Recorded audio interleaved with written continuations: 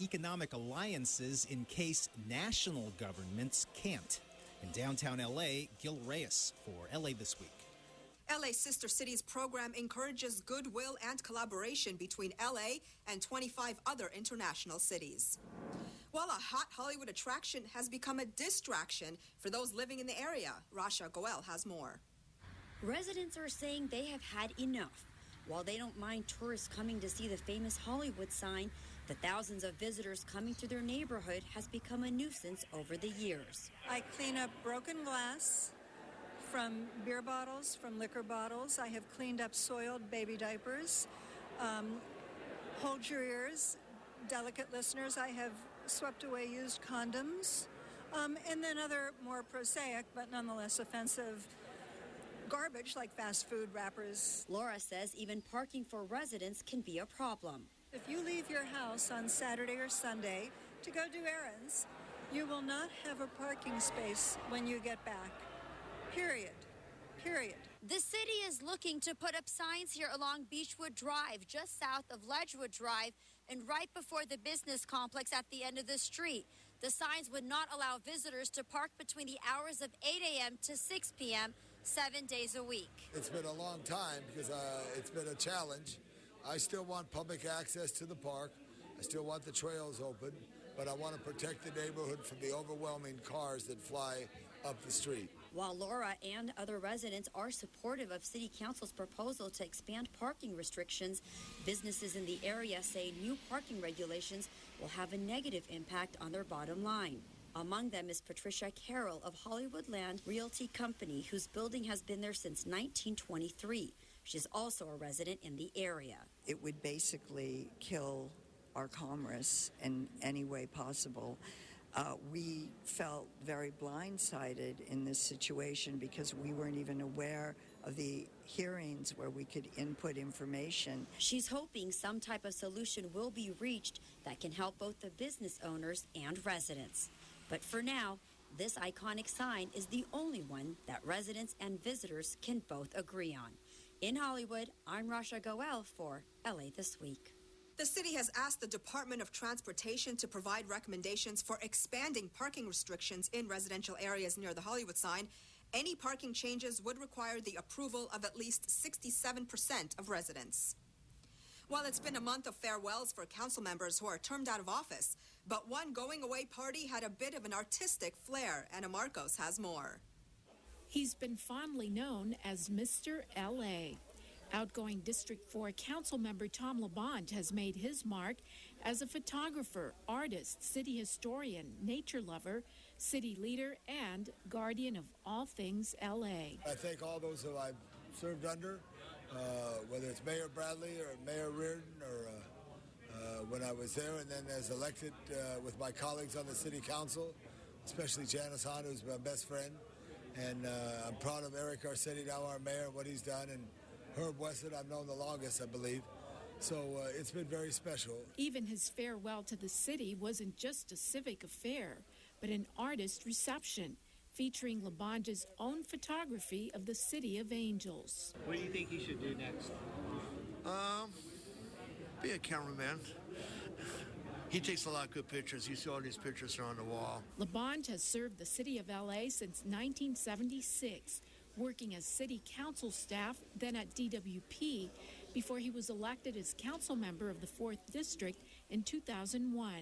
Over the years, he's changed a bit, though his love for Mickey Mouse hasn't. And no LaBonge retrospective would be complete without his favorite gift, pumpkin bread, showing up in the picture. Even the president got a homegrown loaf at one point. He is such a man of the people. He is so evocative of what Los Angeles really is. He's very committed, and he's very much cares, and he's easily one of the biggest fans of Los Angeles. LaBonge, it seems, leaves plenty of fans behind. He said that he might think about teaching, but I hope he runs for mayor when Garcetti's term is finished, because we really all love him so much. Mayor, teacher, Griffith Park patron saint, and hiker, who knows? But we think in some way we'll be seeing him around. I'm Anna Marcos for LA This Week. LaBonge's last day in office is June 30th. And as he counts down to his last days in office, Councilman LaBonge took the opportunity to reflect on 4 decades of public service. Gil Reyes has more. So here we are, 3, 2, 1. You hear me okay? Hey, here comes Vadim. Get out of here, Vadim. Vadim's the youth. He goes on, but I'm out. He'll be out all right. L.A. City Councilman Tom LaBonge, the most boisterous of L.A.'s elected leaders, termed out of his job in July. Closing on 14 years, almost 14 years as a council member. So over the course of time, I've collected a lot of things. Come on in. LaBonge, who represents parts of Hollywood, the Miracle Mile, and Sherman Oaks, shows us. His soon-to-be vacated City Hall office is packed with mementos from his district, art from constituents, relics like this piece of curb from the former home of Walt Disney. There are maps, plaques, and proclamations dedicated to the folksy, football-loving former jock from Marshall High School. Lisa, how's that report, dude? You gonna have it done today? Oh, yes, I am. All right, now take a minute. Don't always be a busy bee. Wave to the camera. Okay. Good. Here's a picture of me right here. That's Pat O'Brien. That is Lou Holtz. He also shows us photographs. LaBonge, an amateur photographer, worked for NFL Films before politics. Prior to becoming councilman, he also spent 26 years working for the city in various roles, mostly as chief deputy to former council president John Ferraro. Altogether, that's 40 years in public service. When you're from Los Angeles and you're able to contribute in a way like I have, it's a very good feeling to know that, you know. I haven't made everybody happy, haven't solved every problem. As councilman, LaBonge clashed with activists over the LA Zoo's elephant exhibit. They called it inhumane and sued to close it. They lost. People have also criticized increased development and McMansionization in his district, but he's fought to preserve open space. Well, I think the proudest moment as a representative is to be able to buy the land in Cahuenga Peak, the open space near the Hollywood sign. If you look over here at this picture here, everything here was private land. They could have built on it. Now it's parkland. This added over 100 acres to his beloved Griffith Park. LaBonge hikes there almost daily. His knowledge of the city has earned him the nickname Mr. Los Angeles, and he plays it up for the cameras. I can't help falling in love. As LA's booming goodwill ambassador and chair of LA's Sister Cities program, LaBonge almost always puts on a good show, leaving crowds smiling or bewildered, oftentimes both. So what's next for the man famous for handing out pumpkin bread made by Dominican nuns to people he meets? Will he ride off into the sunset of Griffith Park? Sometime in the future, I got to get a job because my children will still be in college, and my wife doesn't want to run the house all day long. Are you ruling out politics? Not ruling it out, but I'm not going to Sacramento. People have asked me to be a United States Senator, and I laugh. I'll tell you this, there is nothing like having this job to help people and to work with people who are into helping people. This is Tom LaBonge from Council District 4 signing off to Channel 35, but I hope to come back on a rerun. Best wishes to Mr. Los Angeles. Gil Reyes for LA This Week. Councilman LaBonge plans to donate a lot of the memorabilia in his office to the LA City Library and local universities. He also hasn't ruled out teaching or a job in the tourism industry. While the plan to improve the travel experience for passengers at the Los Angeles International Airport continues with rapid renovations, Raja Goel has more on the latest upgrades at the Delta Terminal. Raja. Yana, I'm here at LAX at the Delta Airlines terminal, and right behind me you can see the new expanded ticket lobby. Now, this is just one of the many changes that has happened in this terminal. And of course, all of this is part of the bigger picture of the LAX $8.5 billion modernization plan. The $229 million project for Delta Airlines also includes... Over the past 3 years, Delta has doubled the size of the ticketing lobby, renovated their baggage claim, and then built the beautiful Delta Sky Club, where they'll open their first ever exclusive check-in area that we've been talking about, complete with renovated bathrooms and, get this, new shower suites. It is the first time Delta anywhere in our system has built a dedicated premium first-class check-in facility. The goal is to overall improve customer experience at the second busiest airport. In April, we opened a $438 million central utility plant, a major infrastructure investment that's 25% more efficient than before. In January, we opened 4 new gates at Tom Bradley Terminal, one of the finest terminals now in North America. Collectively, On capital improvement at LAX, we are spending an average of $4.5 million per day. Officials say Delta has been the fastest growing carrier since 2009. And the work done on this terminal alone helped us to have 1,000 additional jobs, good-paying construction jobs, in addition to the 2,800 jobs that Delta already has here. Delta Airlines is also looking to expand the number of locations they fly to. They currently serve 53 destinations and already have plans to add more destinations to the list this summer. Yana? Rasha, thanks. According to airport officials, in the first quarter of this year, LAX accommodated 1.5 million more passengers when compared to previous years. And while LAX is seeing a boost in passengers, Los Angeles fire stations are experiencing a boost of their own as critical services are restored at one firehouse in Los Feliz. Los Angeles Fire Station 35 is back to doing what it does best, serving the community and saving lives. That's because the station is now back to operating with full capacity. Well, now we have a fully staffed engine company with 4 people, and then we have a fully staffed truck company, and then 2 fully staffed rescues, 1 paramedic rescue and 1 BLS rescue, which allows us to be fully staffed in the Los Feliz district. LAFD and city officials came out recently to rededicate the station as a full-service task force. I just think it's really important that we have good support from the fire department, and they do a wonderful job. In 2011, during the height of the recession, the station had to cut 1 fire engine and 4 firefighters from service. But now that services have been restored, officials say firefighters can get back to doing their jobs. In every neighborhood they are, and they are extremely efficient, but they need support because not just the regular day-to-day activities. We all know what Dr. Lucy Jones says, the big one will come, and these are our absolute first responders. LAFD officials said Fire Station 35 was the first to get its resources returned because it's close to popular destinations such as Griffith Park, nightclubs, and several major hospitals. LAFD Chief Ralph Terrazas said even more support is on its way in the form of a nurse practitioner unit to help respond to 911 calls. This new unit will go out there and address the needs of that patient.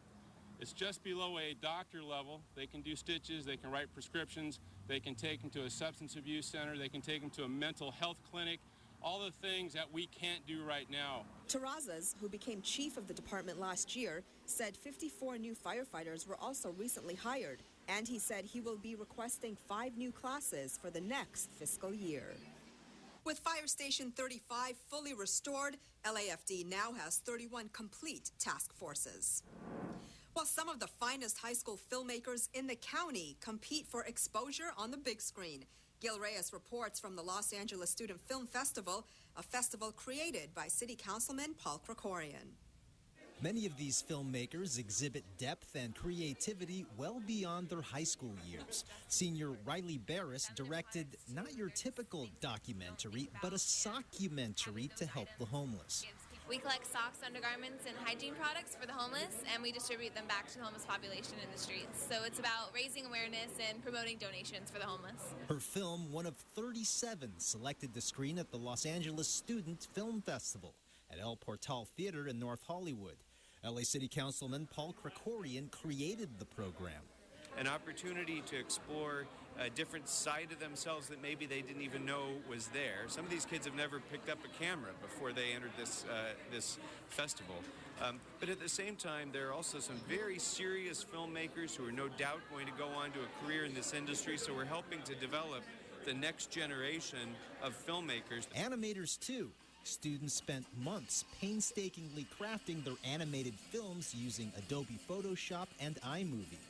It was all hand-drawn, so it was just like picking pictures and putting it all together into one single stop motion. It was so much work, but once seeing it like finished and crisp and clear and beautiful, I'm like, yes, this is our baby. And I'm super excited to be able to present it here. Students also got to wear many different hats, juggling duties as actors, directors, and producers. We all helped produce it, we all helped edit it. And it was like one of the first things we ever created together and one of my first collaborations. And hopefully not the last for these talented young filmmakers. In North Hollywood, Gil Reyes for LA This Week. Only 37 student films were selected out of some 200 submissions throughout LA County. Well, it's one of the most critically acclaimed shows on television, and most of it was shot right here in L.A. For all of its contributions to the city, City Council recognized the crew and creator of Mad Men. That's the focus of This Week in Tweets. The AMC hit Mad Men was honored by Councilmember Paul Krikorian at City Hall, declaring June 17th Mad Men Day in Los Angeles. On hand for the honor were show creator Matthew Weiner and other cast and crew members. Nostalgia. It's delicate, but potent. It's a twinge. Krikorian, who is also chair of the city's Film and TV Production Jobs Committee, tweeted, Wednesday, June 17th is Mad Men Day in Los Angeles. This historic show created hundreds of TV jobs over the last 8 years. Jejune Wilson at Pinky Avalon tweeted, congrats to Mad Men team being honored by LA City Council, declaring June 17th officially Mad Men AMC Day in LA. Our own Rasha Goel, who was at City Hall, tweeted a pic of Krikorian speaking at the podium of council chambers. She tweeted, Mad Men creator, cast, crew recognized at LA City Council for keeping production in LA. Shot almost entirely in Los Angeles, Mad Men generated about $200 million to LA's economy during its 7-year run on AMC. Krikorian said the production created hundreds of steady jobs for actors, writers, and below-the-line production workers. Mad Men wrapped its 7th and final season this spring. And that's a look at This Week in Tweets.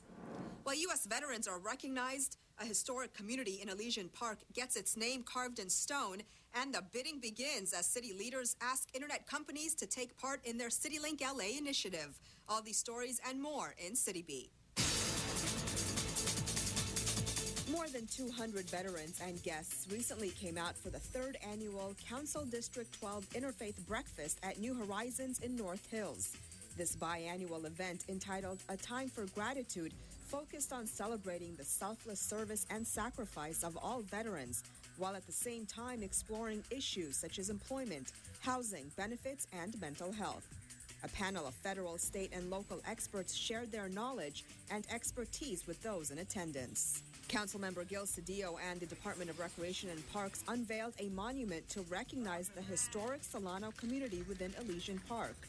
The Solano community is the last remaining residential community within Elysian Park after several other neighborhoods were removed in the mid-1950s to make room for Dodger Stadium. The location of the monument is on a 0.10-acre portion of Elysian Park, which was donated to the City of Los Angeles in 2008. The City Council is now accepting bids from companies interested in offering free or low-cost internet access across the city.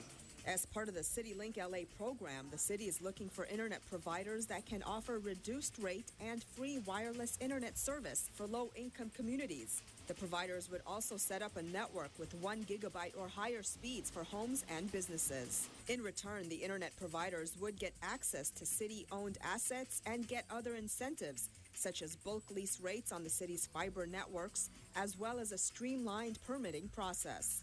City officials said the goal is to offer internet access to everyone in the city, including those who cannot currently afford to get online. The City of Los Angeles has made a serious commitment to this initiative and is deeply invested in making wide broadband access a reality. Councilman Bob Blumenfield, who is spearheading the citywide internet effort, said the program would boost the local economy as well as close the digital divide, a phrase that refers to a gap between those who can afford internet and those who cannot.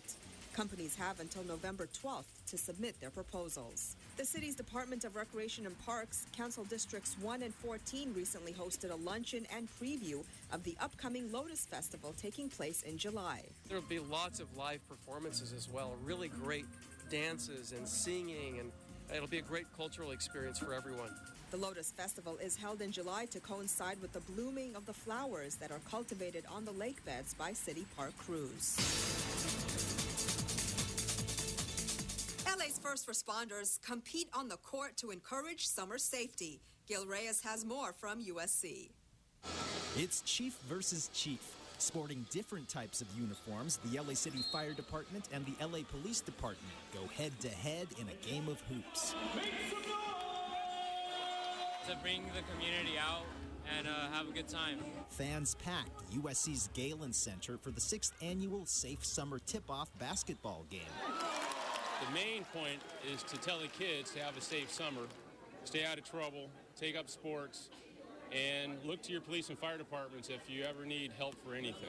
They'll be around when over 30 parks and rec centers stay open after hours for summer night lights. The program keeps kids off the streets and out of trouble with supervised activities like sports. We see a spike in violent crime during the summer. The fire department sees a spike in medical calls. So we got to emphasize, have a great summer, but have a safe summer.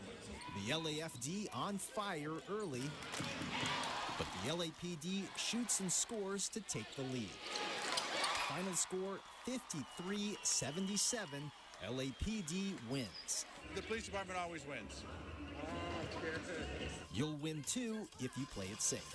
At USC's Galen Center, Gil Reyes for LA This Week. Though LAFD appeared to be the crowd favorite at times, LAPD has won the annual game 6 years in a row. A mariachi music festival celebrates Latin music, a Peruvian guitarist soothes the soul, and what does Beethoven and the Beatles have in common? Find out in this week's Things to Do.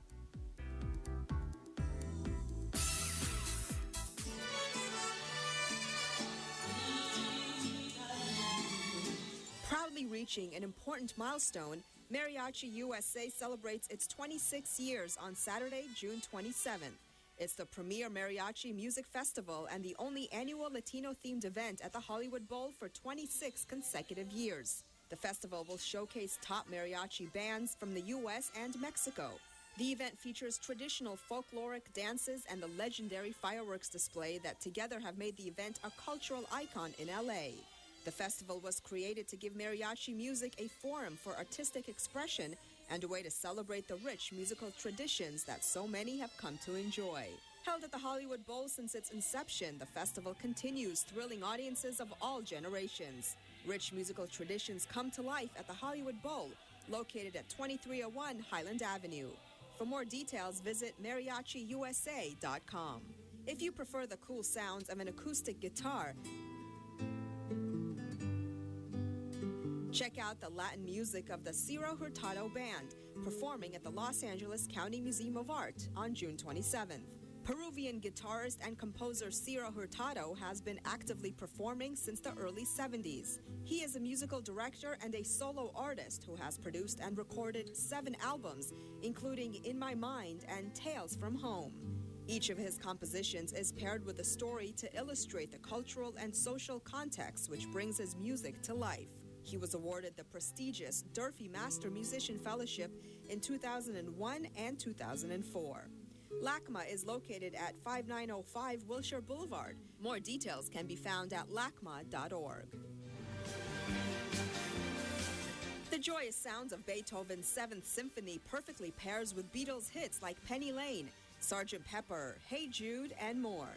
The great music comes alive on Sunday, June 28th at the Walt Disney Concert Hall with Maestro Veneer and the California Philharmonic. Your spirits will swoop, soar, and sparkle as the music fills the air. Don't miss this fabulous opportunity to make your musical experience even more fulfilling. The Walt Disney Concert Hall is located at 111 South Grand Avenue. For more, go to calphil.com. And that's a look at some things to do. And that's going to do it for this edition. I'm Yana Kay, and from all of us here at LA This Week, thanks for joining us. A reminder that you can catch us online at lacityview.org. You can also follow and like us on Facebook. We'll see you back here next week for more of LA This Week.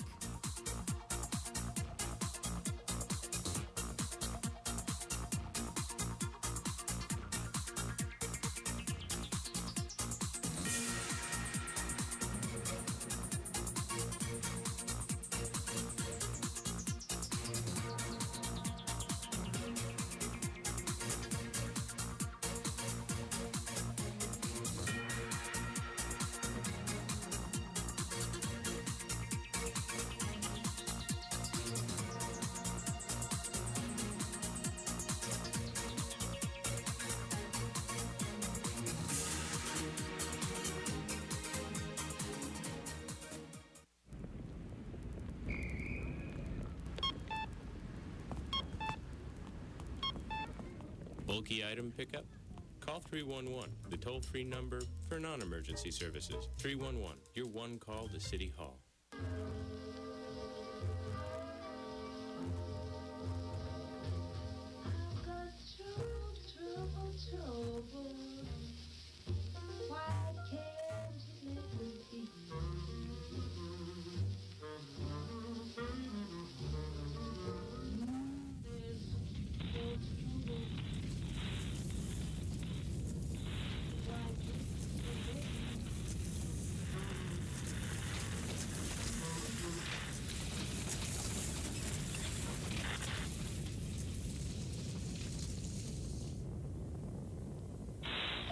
They will have to take two, 'cause I've got trouble, holding this man of mine. It seems there's always... Hi, I'm Chris. I'm an Iyengar yoga teacher here in Los Angeles, and you're watching LA City View, Channel 35, Our City, Our Channel. Namaste.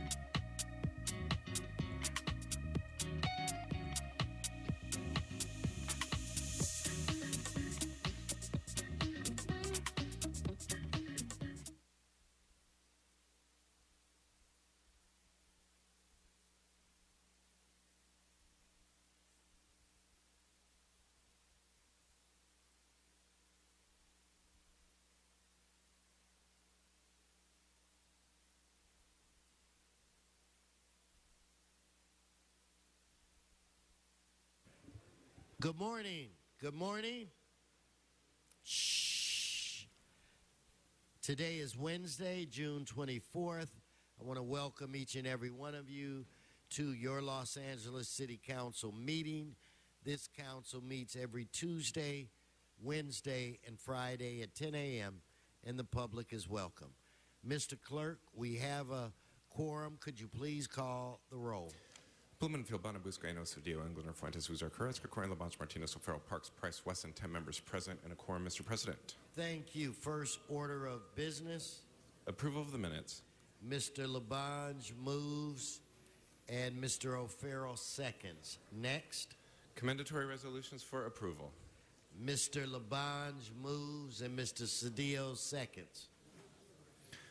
Mr. President, items 1 through 8 are items noticed for public hearing. Do we have cards? Yes, sir. Cards on item 1. Okay, let's hold item 1. And members prepare to vote on the remaining items. Mr. Parks? Item 8 is a required hearing. Yes, sir. Okay. There are no cards on No it. cards? Okay, let's prepare to vote. Let us open the roll, close the roll, tabulate the vote. 11 ayes. Yes, Mr. Parks. Mr. Wesson, could we have that forthwith? And secondly, Forthwith. Pardon? I said forthwith. Forthwith. And item 58, yes, item 58 is the companion ordinance. If we can go as quickly as we can to the special meeting, it's the only item on that agenda. So we Okay, can do so within a minute or two, Okay. I'll be able to do that. Thank you. Mr. Clerk, please don't let me forget that. Very good, sir. And, Mr. President, the ordinances for items 2, 3, and 4 will go over for a second read unless reconsidered later today with Well, 12. as soon as we get 12 members, I will task you with reminding me to do that as well. Very good, sir. Let's continue. Items 9 through 36 are items for which public hearings have been held. Committee reports for items 29, 30, 31, and 32 have been submitted, and communications from the Planning and Land Use Management Committee have been submitted for items 11 and 32, and the Innovation, Technology, and General Services Committee for item 13. Okay, do we have cards?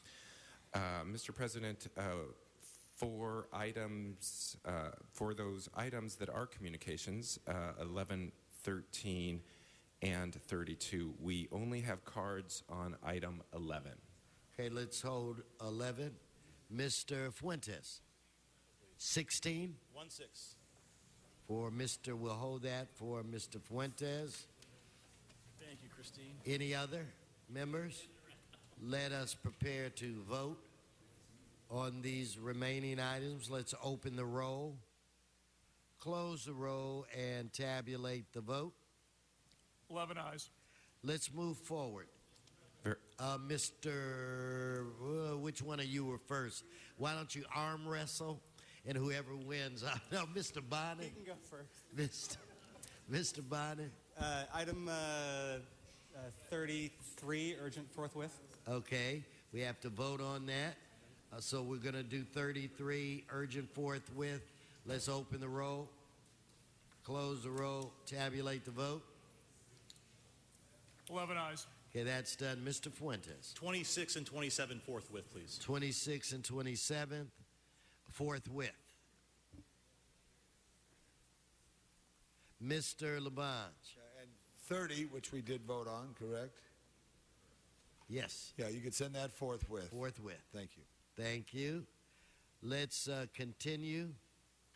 Very good, sir. Items 37 through 57 are items for which public hearings have not been held. 10 votes are required for consideration. Okay, so without objection, those items are now before this body. Do we have cards, Mr. Clerk? Yes, sir. Cards on items 37, 45, 46, 47, 50, 51, 52, 54, and 55. Okay, let's hold those items and we'll vote on the remaining items. Let's open the roll, close the roll, tabulate the vote. 11 ayes. That brings us where?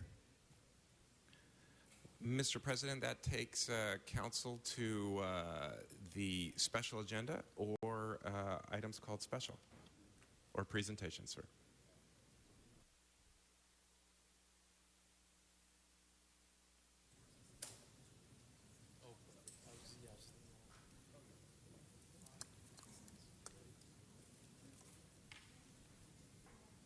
Okay, I want to, before we get to that, Mr. Parks, we have Mr. Labange for a presentation. So the floor is yours, Mr. Labange.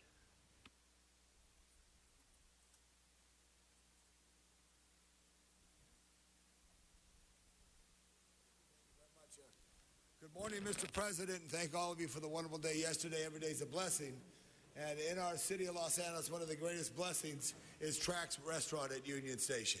In 1939, when Union Station was built, it was said to be the greatest and last of the great train stations of the United States. Union Station stands for the Santa Fe, Union Pacific, and Southern Pacific. But with that great history over 75 years of that great train station, when it did not have the energy that it needed to have, all of a sudden, Tara Thomas came forth and brought about Trax Restaurant.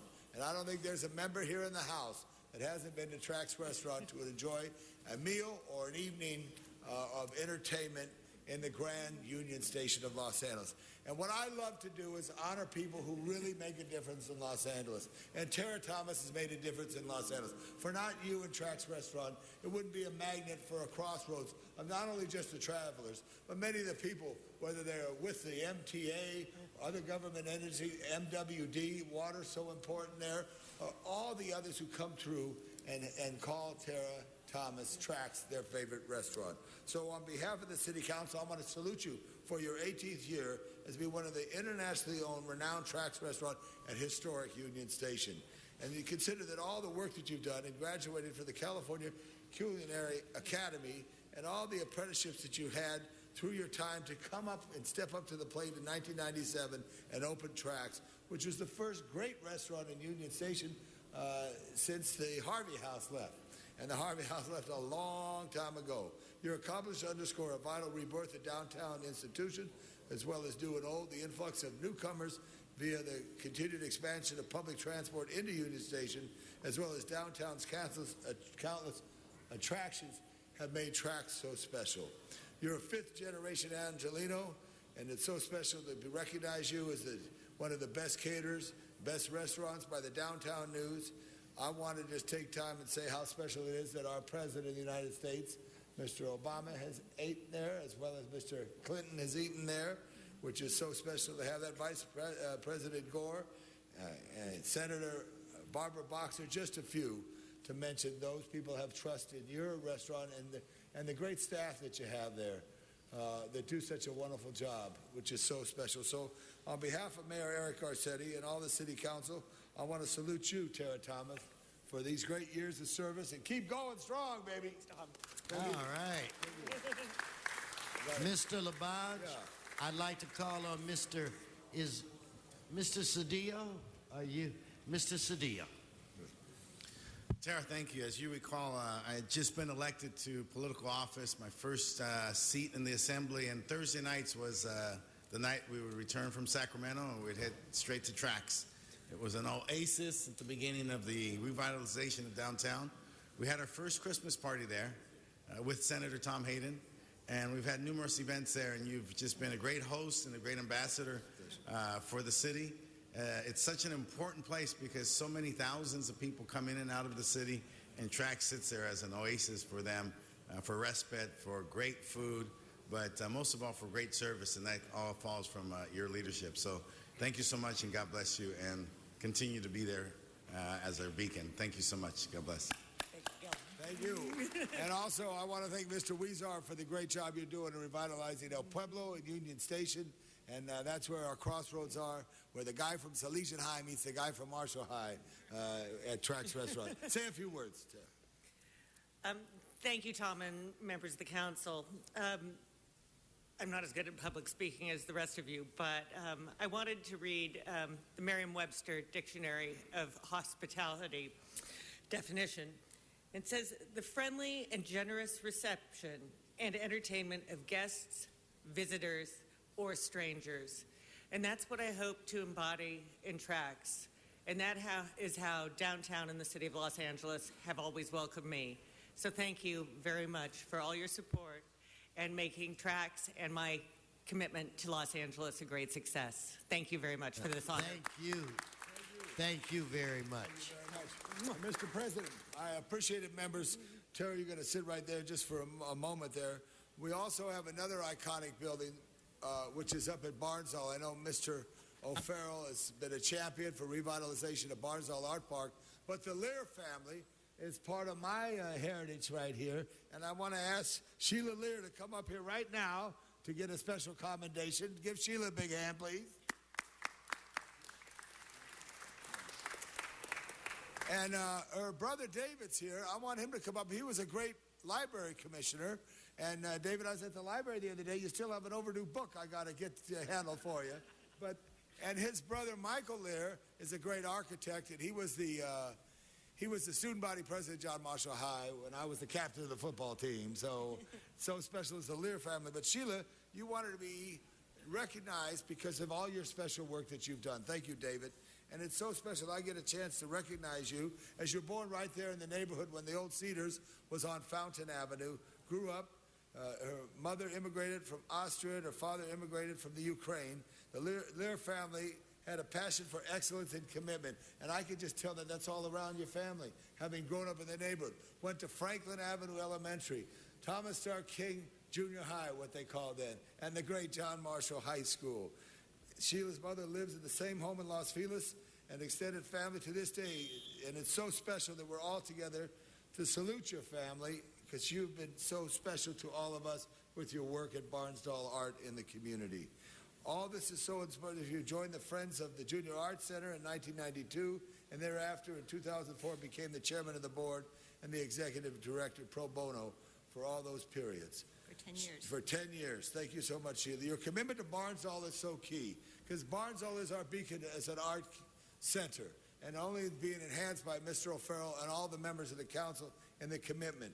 And I'm just proud to salute you for the art education because the art education is another avenue for people to be successful. It's not always on the football field or in the debate with Mr. Hanks at the speech class. All that in there. It's in the art field, which is so important. You're celebrating your 10th anniversary as a community volunteer, and I want to salute you for all this work that you have done, and thank you so much, Sheila, for all the work. Sheila Lear, congratulations to you on behalf of the City Council. I know Mitch O'Farrell wants to say something real quick. Mr. Labange, Mr. O'Farrell. Thank you. Thank you, Mr. President, and thank you, Tom, for bringing Sheila in. I just want to thank you for all your work at Barnsdall. You've really set the stage for all the improvements that are happening there now, and we are setting up mechanisms so that revenue that's generated there can be directly reinvested in a greater dollar amount than ever before. And we have our sights set on Residence A and Schindler's View for future improvements and not so distant future improvements because Barnsdall Art Park is one of the jewels of all of Los Angeles, and it is nominated for a World Heritage Site. So thanks for all the work that you do and others who care so deeply about this incredible, iconic location in Los Angeles and in the 13th District. And thank you, Tom, for all your work over the years as well. Thanks for your work on Barnsdall, and I encourage everyone to visit it. It's a magical place. Thank you. May I ask Sheila to speak a few words? Thank you. Hi, I want to thank you all for recognizing Barnsdall Arts. We are located at Barnsdall Art Park, but we are also have programs throughout Los Angeles in virtually every one of your council districts. We serve 165,000 people a year with over 2,400 classes in the community.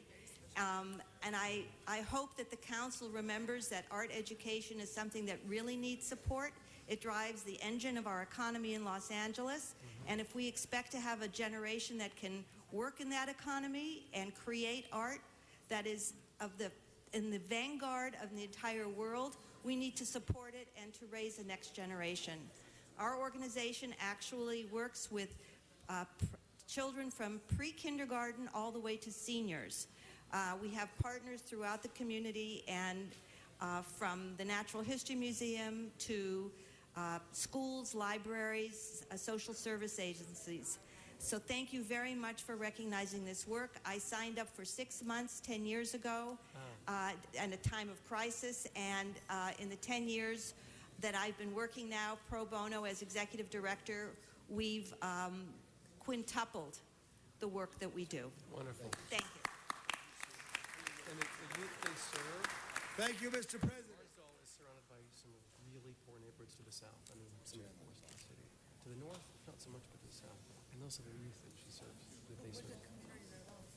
It's like Hollywood East. Okay, before I call on Mr. Buscaino, just a couple of quick things, Mr. Buscaino. Let's vote to reconsider item 17. Let us open the roll, close the roll, tabulate the vote.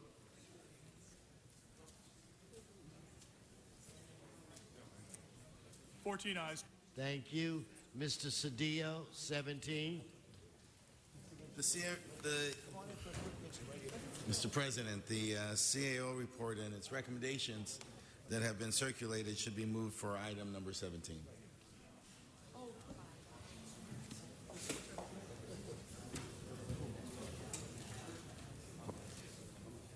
Okay, now let's move forward. Let's vote on this item. Mr. Clerk, you needed to make a... Pardon me, sir. Yes. Would that be to amend the report, the committee report, to add those recommendations, or would that be to substitute those recommendations for those of the committee report? So, It's to add and move the recommendations. To add and move them. So we'll adopt the committee report as amended to also adopt the recommendations of the CAO. Very good, sir.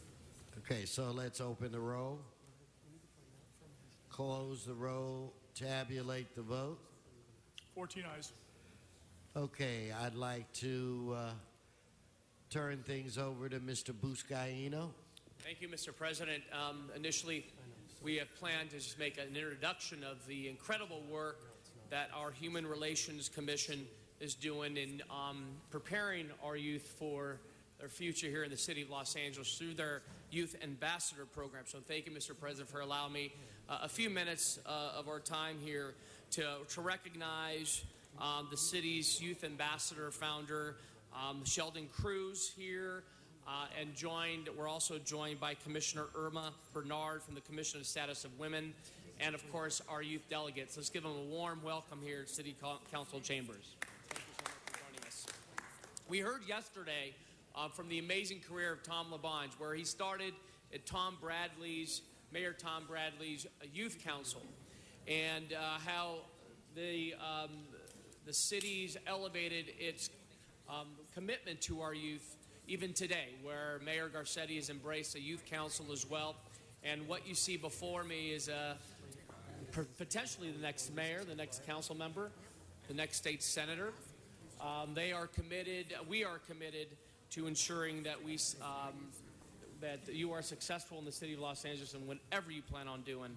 And my commitment to teens started as a police officer, where we started the first teen CPAB, using teenagers to problem solve. And I've often said, when teenagers speak, people listen.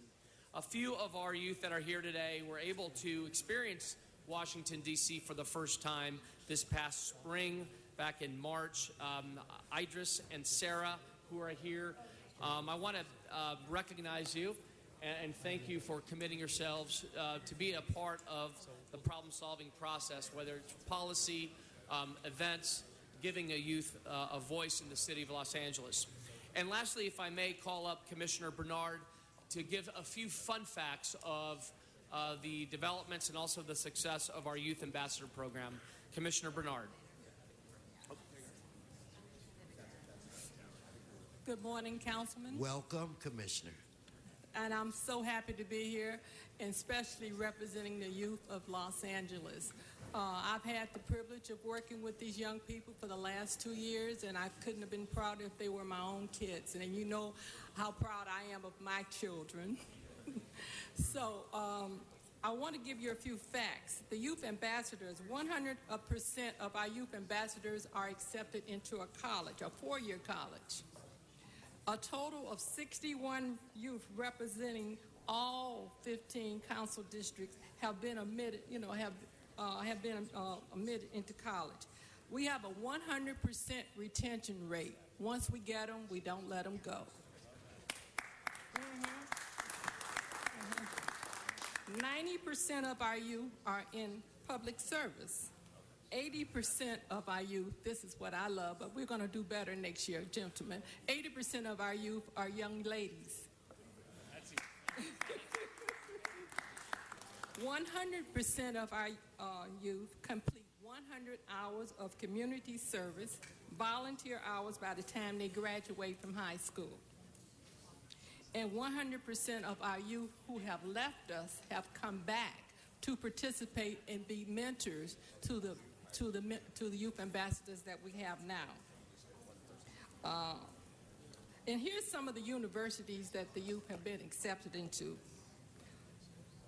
Georgetown, Stanford. Tabitha Heard is going to. She's here. She's going to Georgetown. Lisa Sabanyan, she's going to Stanford. Ashley Lee, Harvard. Ashley Lee has also, and Lisa has been accepted into Dartmouth. Ashley Lee and Mitchell Flagg has been accepted into Yale. We have Ren, and Tabitha also has been accepted into Loyola. We have Cal State Northridge, Long Beach, University of Southern California, University of Hawaii, Mount St. Mary, Dillard University, University of Pennsylvania. These are some of the universities that our youth ambassadors have been accepted into, have attended, or are planning to go. So I just want you to know that with the councilman's support, we hope to keep this program going. And it's just wonderful to know that we back up with what we say about having the best interest for our youth. And I want to thank the council member and President Herb Wesson for giving me this opportunity to introduce you to them. Thank you. Now, thank you. That's great stuff. Great work, Commissioner. Thank you. Thank you, Commissioner. Just last week, we celebrated the work that's being done with our youth in Watts, the Operation Progress, a great partnership with the LAPD and Mr. Caruso. And just for the record, a number of our colleagues here in this Horseshoes continue to support this Youth Ambassador Program by sending our youth to Washington, D.C. to experience our nation's capital for the first time. And lastly, if I may bring up Tabitha, just found out she's heading off to Georgetown. I want her to give us a minute of her time to share her experiences with the program and also her experiences in Washington, D.C. Help me welcome Tabitha. Hello, my name is Tabitha Thayard. I am from District 8, where Bernard C. Parks is my council member representative. I'm here to speak on behalf of the Youth Ambassador Cohort for 2014-2015 year, and I would like to first thank you all for supporting us this year. We had a great time doing workshops at various places like LMU, USC. We got the privilege of meeting a lot of people we didn't think we'd meet before, and some of us met our youth for the first time. And the experience was really great, and overall, it really helped us learn not only about ourselves, but about our part in the community and local government, which I think as youth is so vital to our development as citizens of the United States. Yes. And because of this program, a lot of us were able to go to Washington, D.C. for the first time, where we got to see memorials up in person that we only saw in pictures, where we got to tour the White House for the first time and be in a place where no one usually goes to, and we got to meet with some of Obama's administrative staff and voice our concerns about immigration, healthcare, women's role in STEM. And overall, this program has taught us that our voice matters, and that most importantly, that we are allowed to share this voice with the world. And I thank you for your time, for all your support. I thank Joe Busciano for his been there from the beginning, and we hope to continue our involvement with the City of Los Angeles. All right, Tabitha. Tabitha is going off to great places. We love you, and your colleagues here. So thank you so much, Mr. President, for giving us a few minutes to highlight the great work the Youth Ambassador Program is doing here in the City of Los Angeles. Thank you. Thank you. Thank you very much. Hey, Mr. Clerk, before we roll into item 58, why don't we address the ordinances at this point? Because we do have a full complement. Very good, sir. Those would be items 2, 3, 4, 10, 12, 13, 14, 31, 38, 39, 40, 41, 42, and 43. Okay, so let's vote on, Mr. Clerk, we're going to vote on reconsideration of those items? Yes, sir. Okay, let's open the roll, close the roll, tabulate the vote. 15 ayes. Okay, now, wait, we're being disrupted. We're being disrupted. Is that Mr.? No, there's a disruption.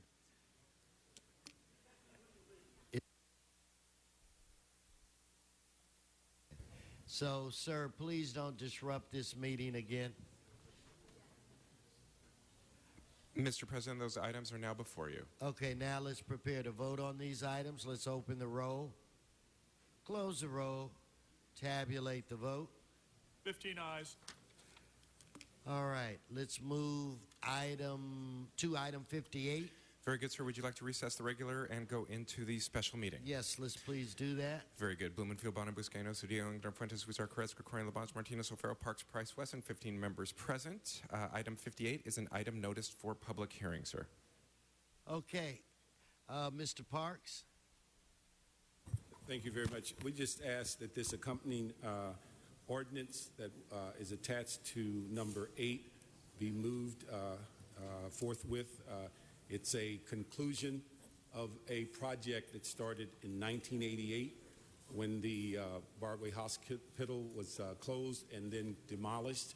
And we've gone through several variations of this project, and now we're in the process of just the other day having a ribbon cutting for the 3rd housing project on this land, and now a grocery store in the middle of a food desert. So we ask for an aye vote. Okay, I have a couple of cards on that item, Mr. Parks. I'd like to start out by welcoming our colleague-to-be, Marquise Harris Dawson. Welcome. Okay, and we're going to grade you on this one. This is a practice run. Thank you so much, Mr. President. I'm here today speaking to you, my future colleagues, to thank and compliment Councilman Parks for his strong leadership position that he's played in our district over the past dozen years to bring food to underserved communities and food deserts, and to stop the proliferation of fast food on every corner in our community, and also his aggressive stance on using public property to help deal with some of the needs of our community, including housing that people can afford, open space for young people to play, as well as improving our transportation situation. It was Councilman Parks' leadership that led to the development of a Kaiser Permanente facility in the 8th District right on Manchester and Dinker, right near my house. My wife actually goes there, Councilman, so we're very, very grateful. But no project, I think, exemplifies his leadership more than a new grocery store on the corner of 94th and Broadway in a community where there has not been a new grocery store constructed in almost 20 years. So we're here to thank him. We're here to give him a compliment and to make the pledge that when we're here starting next week, we're going to see it through until Councilman Parks can come back and buy lunch at the grocery store on 94th and Broadway. So thank you all. Thank you. And you were great, by the way. Mr. Eric Previn.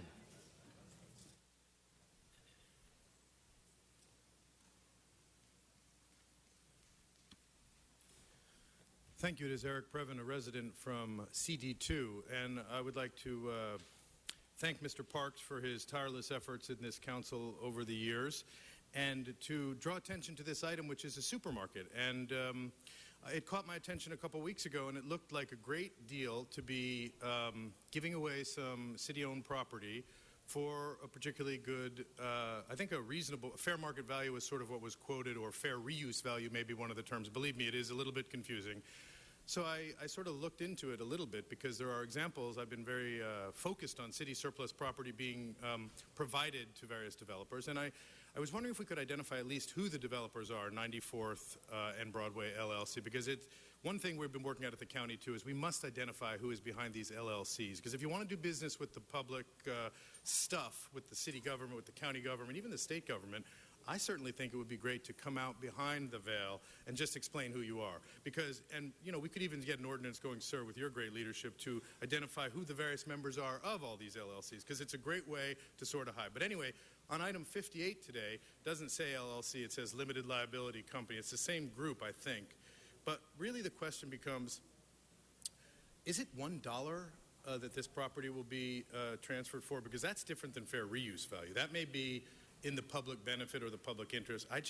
It is a little bit confusing. These items come faster. I know you've satisfied various public comments here and there and continued it, but if you could just have somebody from the department explain that this is in fact not $1. I don't think it's $1. I think I misread that, but thank you. Thank you. Mr. Parks, you want to close or? Ask for an aye vote and a super forthwith. Okay, well, let's do one at a time. Let's open the roll, close the roll, tabulate the vote. 15 ayes. Okay, now on our super forthwith, let's vote on that as well. Let's open the roll, close the roll, tabulate the vote. 15 ayes. Okay, that is very good, sir. and We'll send that matter urgent forthwith. And would council like to adjourn the special and return to the regular at this point in time? Yes. Very good, sir. So now that we're back in the regular, item 37, John Walsh, item 37.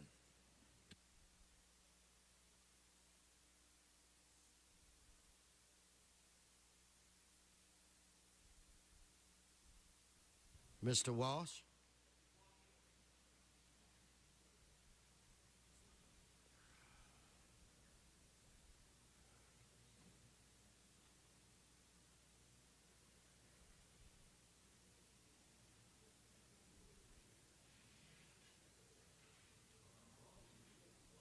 HollywoodHighlands.org or J. Walsh Confidential, tweeting at Hollywood Dems.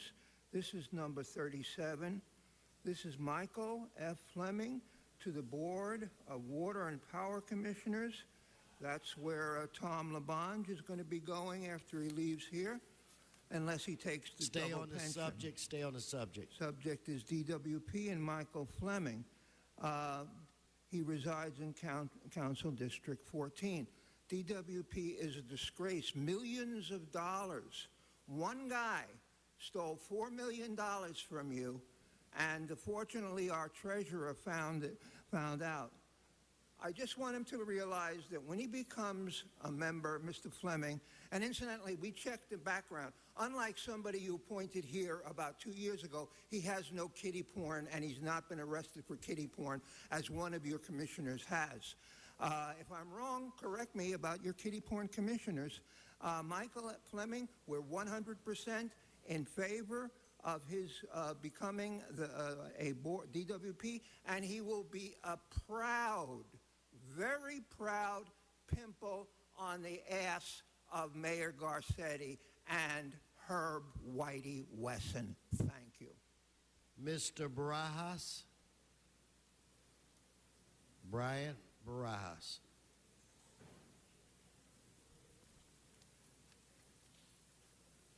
I think the issue here would be the role of this person in the Board of Water and Power.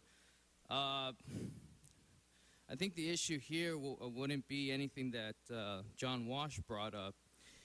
What the issue here would be, what is his role in actually clarifying to the American people of the issue of water and power? Obviously, we're going to be dealing with a lot of issues on that, losing water and losing energy.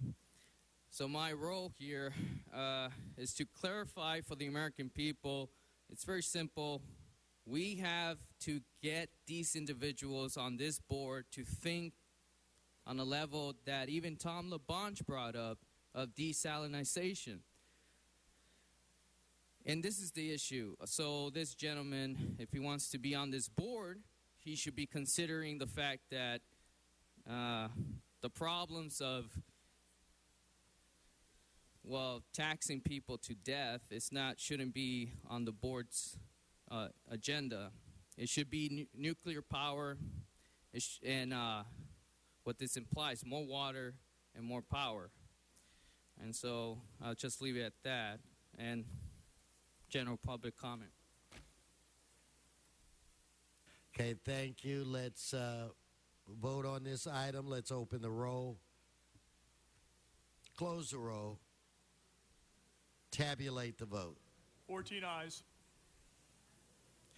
Let's now move to item 54.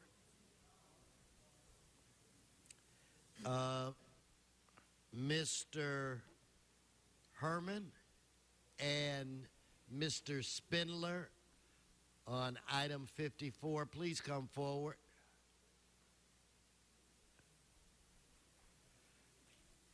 I do not see them. So let's just prepare to vote on it. Let's open the roll, close the roll, tabulate the vote. 14 ayes. Forthwith, per Mr. LaBonge's request.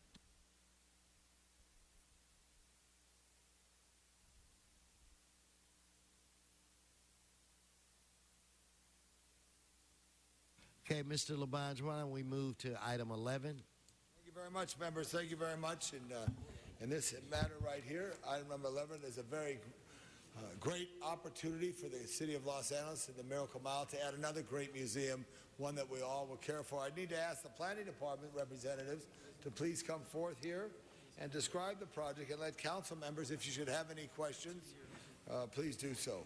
Thank you. Thank you, Councilman LaBonge. Lucy Ibarra with the Planning Department Major Projects Section. I'm just here to introduce the project. Before you today is consideration of the Academy Museum Motion Pictures. On May 14th, the City Planning Commission approved a conditional use variances, zoning administrator interpretations, site plan review, and reduced off-street parking, and recommended approval of the zone change and the establishment of a sign district to allow the development of the Academy Museum Motion Pictures for property along Museum Row in the Wilshire Community Plan area. The museum includes the rehabilitation of the historic 1939 May Company building at the intersection of Wilshire and Fairfax, and the construction of a new wing, also referred to as the Sphere, by the award-winning architect Renzo Piano. The original building's subterranean level will include a small theater for screenings, lectures, and panel discussions. The ground floor lobby will include free public access to exhibition and a K-12 education studio, as well as free access to an introductory gallery, together with a cafe and museum store. Levels 2 and 3 will contain permanent exhibition of the history of the movies, with the 4th floor hosting temporary rotating exhibitions. The building's 5th floor is the historic tea room, which will be restored to its original use as a dining and social engagement space, with the rooftop terrace connecting to the new wing, which will include a 10,000 square foot view deck, along with a 1,000-seat theater. Before you today is your consideration of the zone change and the establishment of the sign district. Approval of the findings for the master conditional use for alcohol sales that was heard by CPC on May 14th, and your consideration of the appeals filed by Mr. James O'Sullivan on the CPC approvals. I would like to make a correction to the June 23rd letter that was transmitted to the City Attorney's Office. Yesterday, the chair of the Planning and Land Use Committee heard the recommendations before you today on behalf of the Planning Department. The Chair of Plum further directed planning staff to work with the city to incorporate revisions as to form and legality and other technical edits recommended by the City Attorney. Over there. Pursuant to the Plum Chair's directive, the City Attorney has transmitted a revised draft of the sign ordinance, which is before you today. Furthermore, to the extent that the City Council decides to adopt the revised ordinance, we recommend that the City Council adopt the findings that were made by the CPC on May 14th, 2015. I'm available for any questions if you have any. Ms. Ibarra, thank you very much. You think this is a good project for the city of Los Angeles? I think it's a fantastic project for the region and the city as a whole. Absolutely. And what's so special, members, is this museum row, if we will, and we call it there, with the work of the Los Angeles County Museum of Art, with the work of the Peterson across the street, Crafted Folk Art, our museum right up the street, the Page Museum, with the La Brea Tar Pits. This museum that will highlight the motion picture industry in film. The Academy of Arts and Sciences is truly going to bring great joy to those, great knowledge to those who visited. So I just strongly support this. I do want to, at this time, consider the appeal, as Ms. Ibarra said, of James O'Sullivan on behalf of himself and Fix the City. Mr. O'Sullivan here? Okay. Just have to fill out a card. Mr. City Attorney, this is the representative, I believe, of Mr. O'Sullivan. And Go right ahead. If I could jump in, this is a fair hearing matter requiring heightened attention to the speaker's comments by the council members. Thank you. You can stay there. Stay there. Oh, the card was for Mr. O'Sullivan, and she's representing. So please identify yourself and proceed. Thank you. My name is Beverly Grossman Palmer. I'm a partner at the law firm of Strumwasser and Wucher. The haste to get this item before council has resulted in serious procedural missteps. This item is not properly before the council. Contrary to the Plum report, there was no public hearing before Plum. There was no quorum. Only Councilmember Huizar was present. The so-called recommendations are invalid because the chair alone cannot make recommendations. Under Council Rule 70, a member may submit a communication, and if a member submits a communication, the agenda for this council must specifically note that a 2/3 vote of the entire council is required for consideration of the item, and the agenda does not so note. So the violations that have been committed procedurally since yesterday: improper recommendation from a single committee member, no agenda notice of the majority vote requirement for consideration. The Plum report is inaccurate because it states that a public hearing was held before Plum when a public hearing was not, and it states that the Plum committee has made a recommendation. And in fact, Ms. Ibarra just stated that the Plum committee recommended, or the chair recommended, a revised draft of the sign ordinance, and there was no quorum for Plum, and that sign ordinance has probably been posted for about an hour. It's a lengthy document, and it's impossible for the community to compare it and see what changes have been made. On the merits of the appeal and this approval in general, the community does not object to the museum. The community is appreciative of a museum at this location and appreciative of the efforts to conserve and preserve the May Company building. But the community objects to the entertainment venue that is masquerading as a museum here. The sign district that is in the ordinance creates a serious inconsistency with the general plan and the Miracle Mile community design overlay district. Neither of those documents permit the type of signage that you are approving in the sign district, and by creating an inconsistency with the general plan, you subject the entire approval to legal risk. There's no evidence in the record that there is sufficient parking in light of the shared parking with LACMA. If anyone has ever tried to park when going to LACMA, it's already difficult, and the museum will now use 340 of the underground garage parking spaces when there are only 500 of those. The EIR does not address why the mitigation measures required in past EIRs and MNDs and imposed as binding permanent queue conditions are being removed for this project. There's no showing that the legal standard for removal of mitigation is satisfied.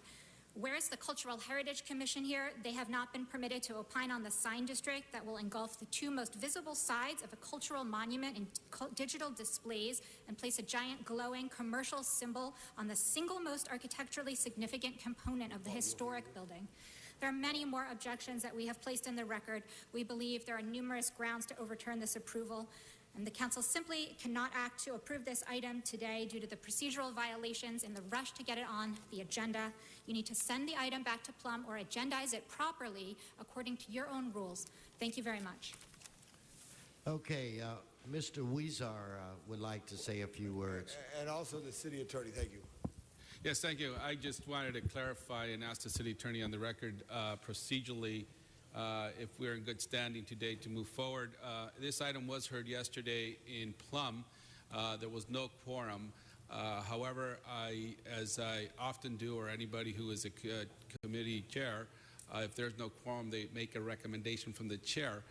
Any action that needs to be taken henceforth should happen at council. So anything I recommended has to be fully moved again here in council. It's my understanding. But Mr. City Attorney, I just want to clarify whether procedurally we are on good ground or good standing to move forward with this item.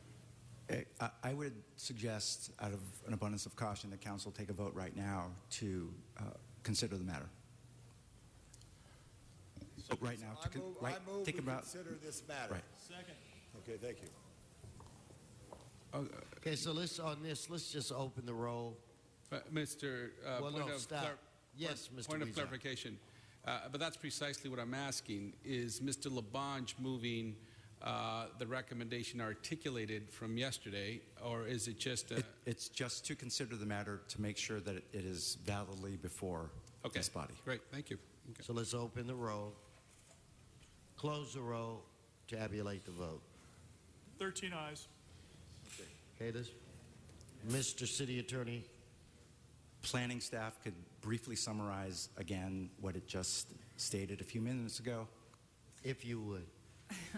So before you today is the approvals associated with the establishment of the Academy Museum of Motion Pictures. Lucy Barra with the Planning Department. So the Academy Museum of Motion Pictures, including the rehabilitation of the 1939 May Company building and the construction of the new wing, also known as the Sphere, which includes a 10,000 square foot view deck and a 1,000 seat theater. Okay, so Mr. Labange, do you have a motion to make? Yeah, I have a motion. I'm going to ask the city attorney to help clarify this. But before I make the motion, this has been going on for multiple years. And I'm honored to serve the city council. And yes, I'd like to see this approved. There's no question, but the work that everyone's done in the community. And yes, I want to thank our former mayor, Vera Gosa, to help push the subway out Wilshire Boulevard, which will provide a lot of opportunity for people there. Now I'd like to ask the city attorneys to the left of you to advise me earlier to call on me to make the motion, and he can recite the formal words. Thank you. Before that happens, if we could allow the appellant 2 more minutes to speak now that... Oh, thank you. Mr. O'Sullivan's representative. And for clarification, an ordinance establishing the Academy Museum Sign District has been circulated and is now before council for consideration.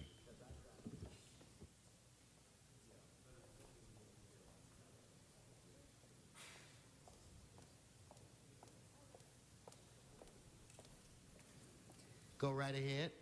My client's objections still stand. The agenda for this item did not state that because it was rushed so much that the Plum report could not have been prepared in advance of the agenda does not contain the required statement that a majority vote of council is needed to bring this item for a vote, for a hearing. I have not seen any curing of that action, and you cannot cure it because the agenda needs to be posted 72 hours in advance. At a minimum, you need to re-agendize this for the next city council meeting with proper notice. That concludes my objections. Thank you. Thank you. I would like clarification and statement from our city attorney. Okay, Mr. City Attorney.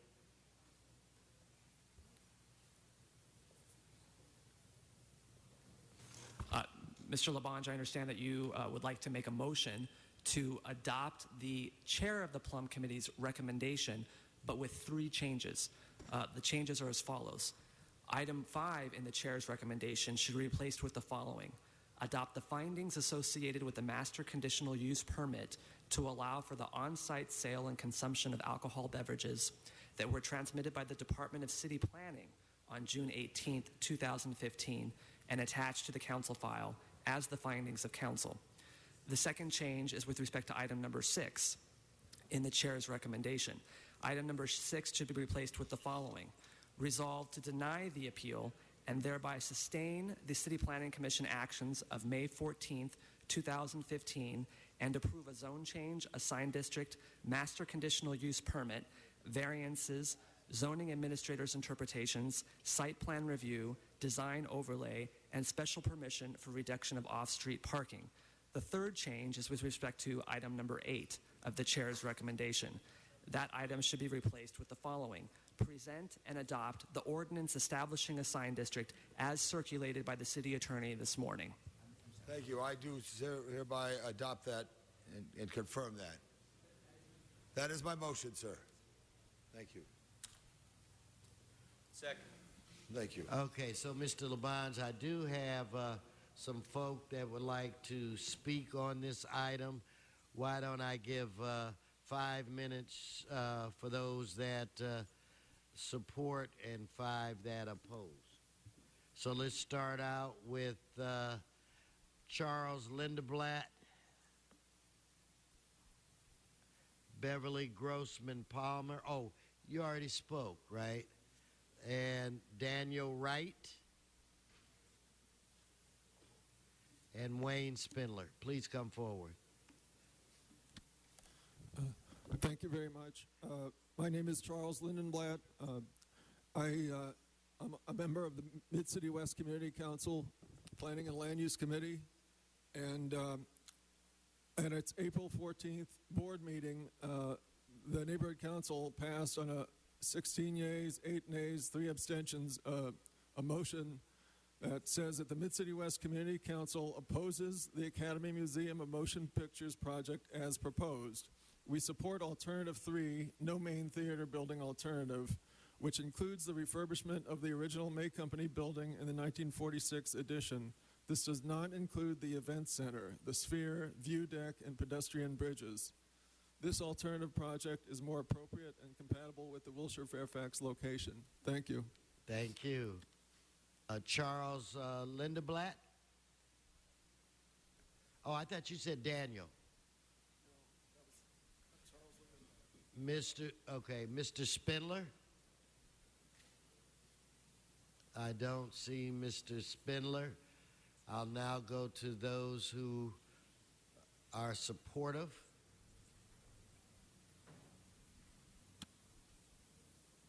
Starting with Grace Park.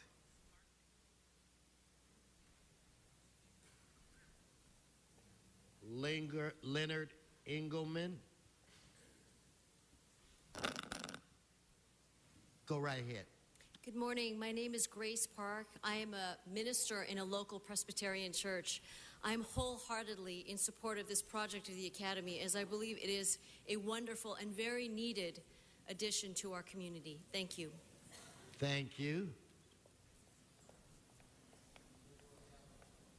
Then we'll have a Bill Kramer, I believe it is, followed by Bill Delvac and Ron Miller. Go ahead, sir. Identify Hello, my name yourself. is Leonard Engelman. I'm on the Board of Governors, Academy, a vice president, and a museum committee volunteer member. The May Company building is a special place, and once complete, the project will be an amazing representation of the Los Angeles hometown industry. That's why it's such a broad array of support for this project. With us here today to support are representatives from our closest residential neighbors at Park La Brea and 637 Fairfax condos. We are pleased to have the support of LACMA, the Peterson, the Page, A.F. Gilmore, and the original Farmers Market, the Los Angeles Hollywood and Miracle Mile Chambers, the building trades, the L.A. Tourism Board, Los Angeles High School, Ravitich Company, and many more. The diverse array of support speaks volumes to the positive impact the Academy Museum will bring not only to Museum Row and the Miracle Mile, but to the entire region. Not able to be here are the millions of viewers of the Oscar Awards who I'm sure would be supporters. Thank you for your time. Please come forward and identify yourself. My name is Bill Kramer. I'm Managing Director of the Academy Museum Project. I just want to thank the council members today, especially Councilmember Labange, for your incredible support of the project over time.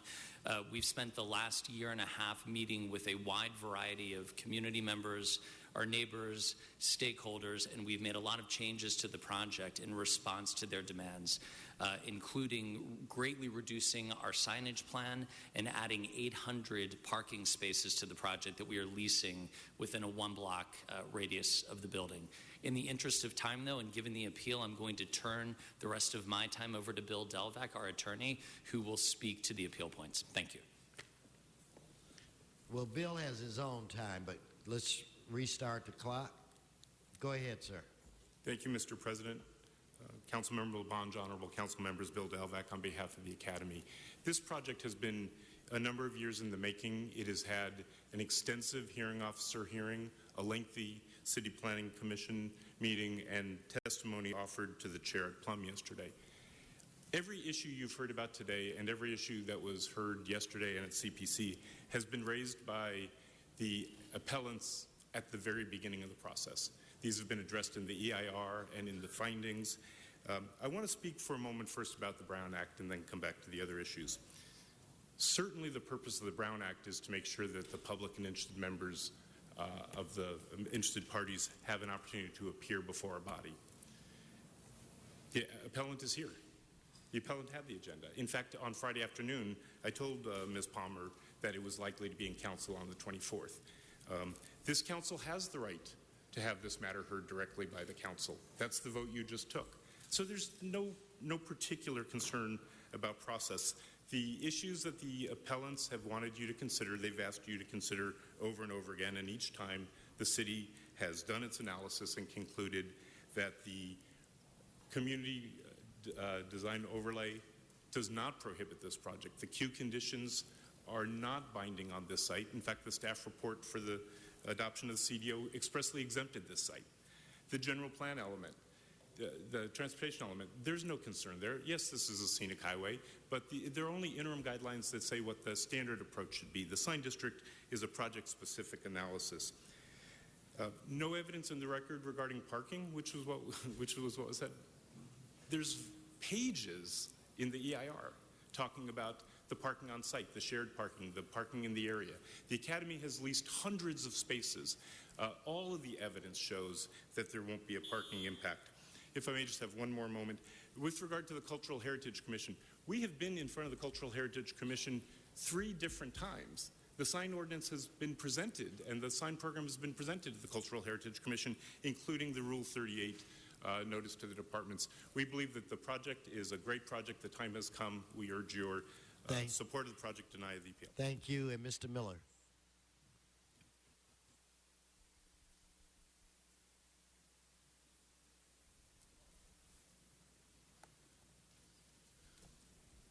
Good morning, Council.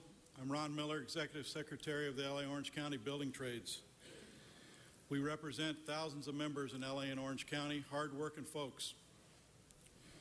There's no better place for this museum than right along with the rest of the museums. These are educational institutions. They really are.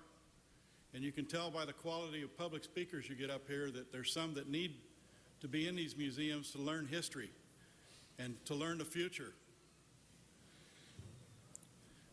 You know, the movie industry is near and dear to LA's heart.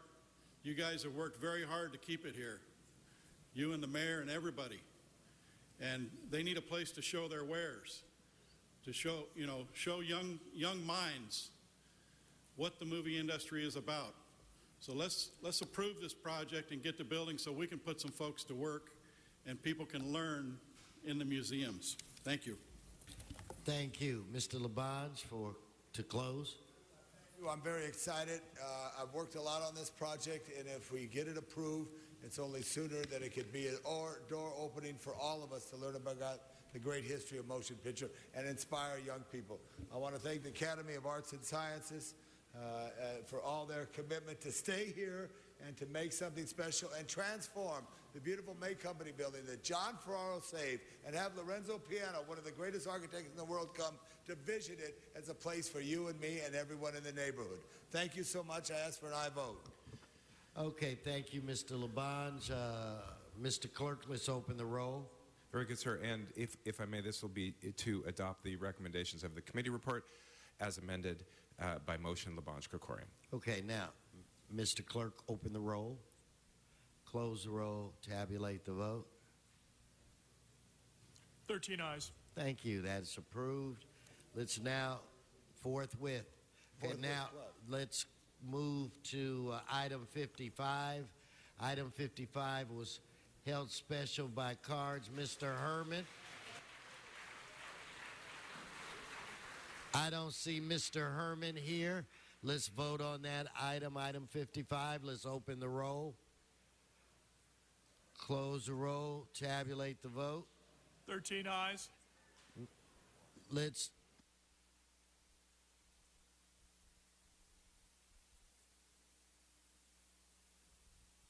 Okay, Mr. Walsh, come forward. We're going to do item 45. Please clear the aisle. Mr. Labange, please clear the aisle. Mr. President, we've had requests to send items 10 and 13 forthwith, sir. So without objection, that'll be the order. I'm looking for Mr. John Walsh.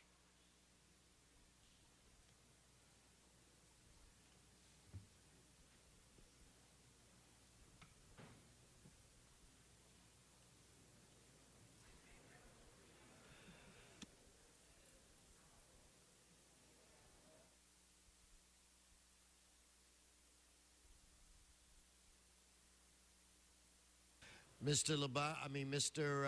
Walsh, please come forward if you want to speak.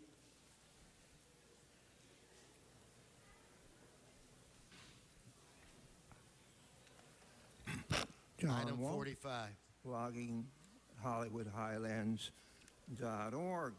This is item 45. And item 45 concerns the fire department.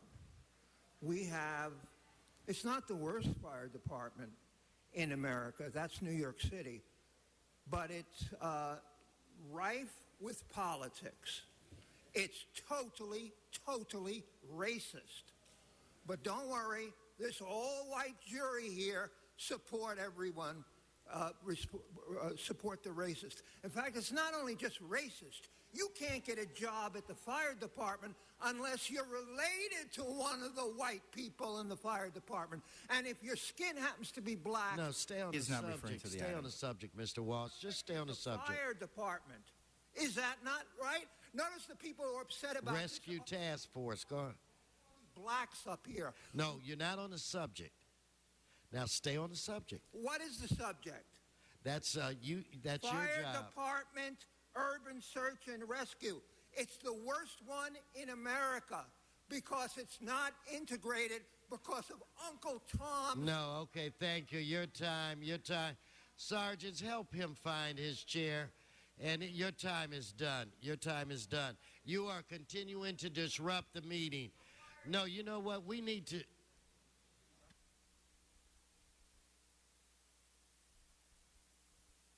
Let's prepare to vote. Let's open the roll. Close the roll. Tabulate the vote. 13 ayes. Mr. Fuentes, let's do something very positive right now. Thank you, Mr. President. Let's see if we can. Before you, for your consideration, colleagues, is an item that attempts to regulate unapproved dwelling units in multifamily housing. Many of you are familiar that we have a system-wide code enforcement program in the city of Los Angeles that goes and monitors apartment buildings throughout the city of Los Angeles. And we get to each and every of those apartments in about 4 to 5 years. And what we find when we get to these apartment buildings is that some of them are not in compliance. The range of issues before those apartments can be small or large. And so what ends up happening, colleagues, is that the city of Los Angeles has no choice but to issue orders to get these buildings to comply, and rightfully so. The property owner, unfortunately, ends up having one of two choices: a small window of time to be able to connect the dots and formalize the unit so that it gets into compliance, or it has to vacate the unit. What ends up happening, colleagues, more often than not, in fact, in between 2000 and 2015, we lost about 80% of the units that we found to be out of compliance. And the challenge before all of us is that we have a finite number of time to stabilize these units, a finite number of time to get them into compliance. But the process by which that needs to take place is far longer than the orders that we usually issue. So as a result, we end up displacing families by order of the City of Los Angeles. And what this ordinance, as proposed, would intend to do is create guidelines by which we can then add some flexibility to the existing law so that we preserve these units.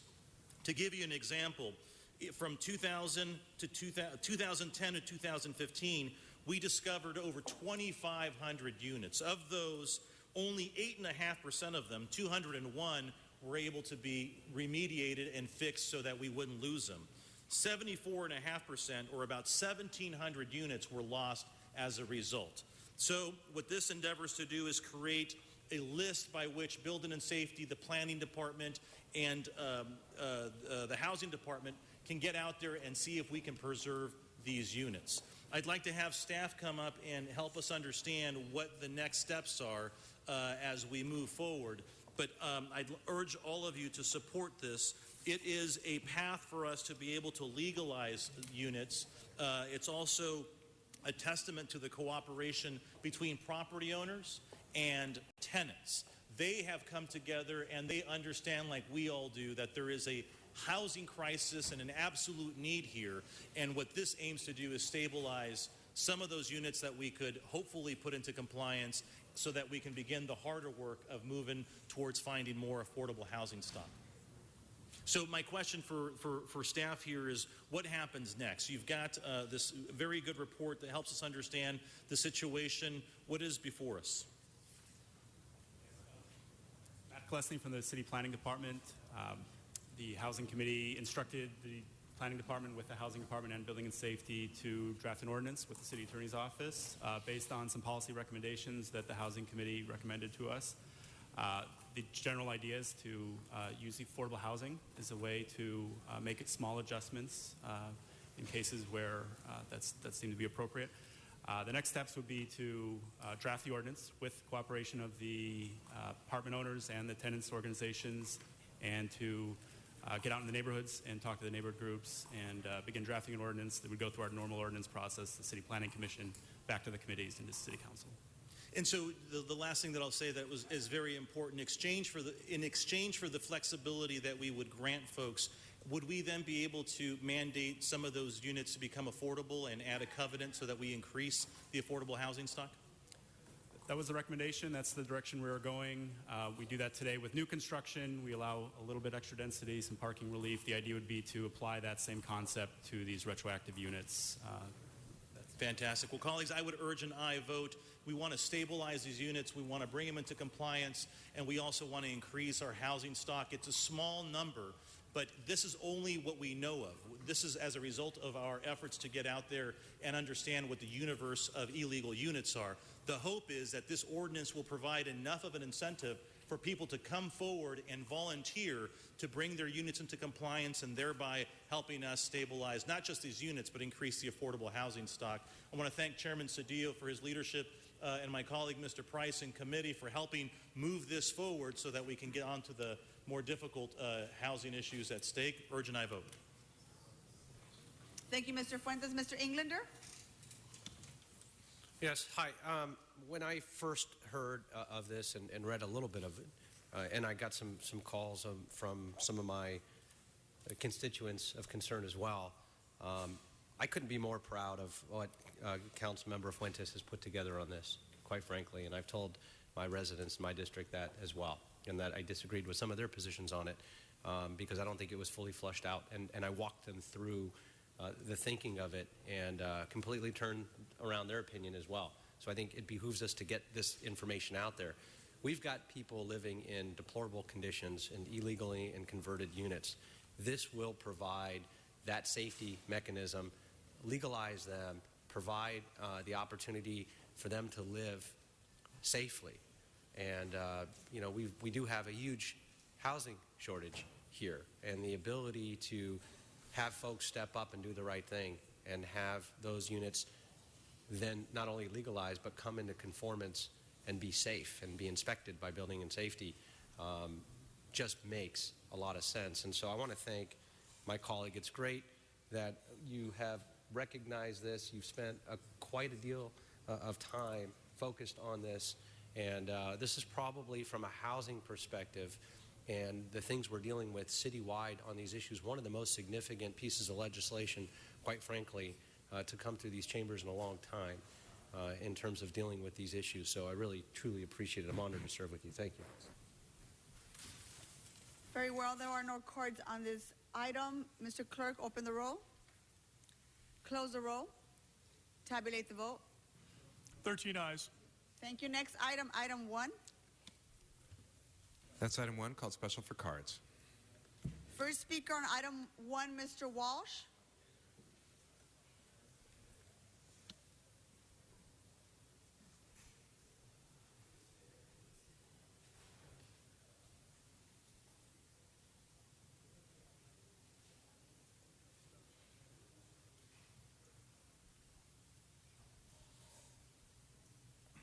John Walsh, blogging at HollywoodHighlands.org or at J. Walsh Confidential, tweeting at Hollywood Dems. This is a recording of a lien company called Shotcrete for $8,582.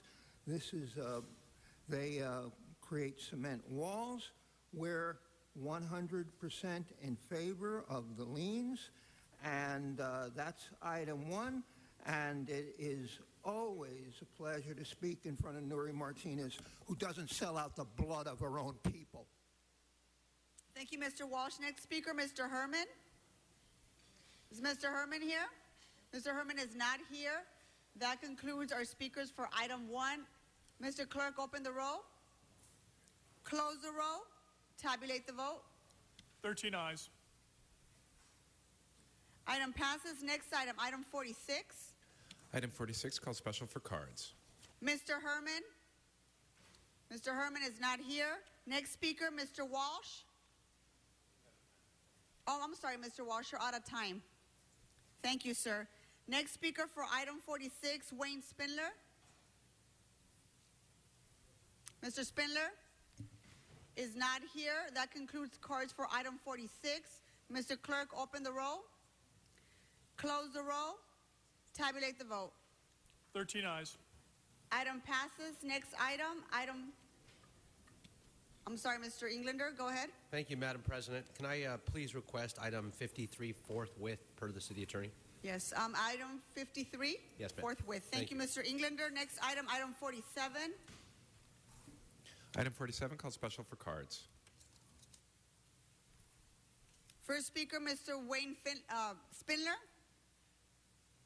Wayne Spindler is not here. Mr. Spindler, you're speaking on item 47, sir.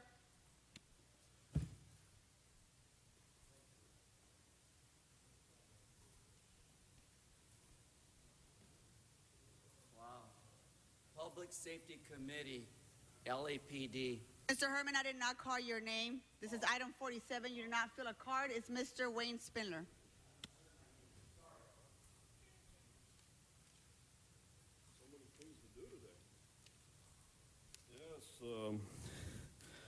Here we go. The LAPD South Bureau Heavy Duty Service Area.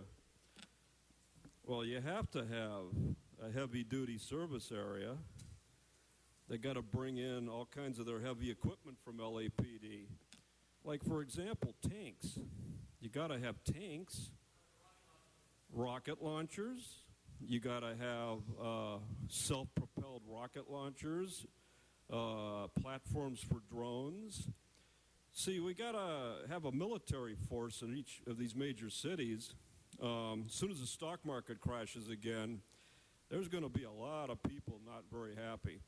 So this is a good thing for the department. Now, it's a bad thing for the people. But you don't represent the people. So you represent the LAPD and Charlie Beck, who's nothing but a train wreck.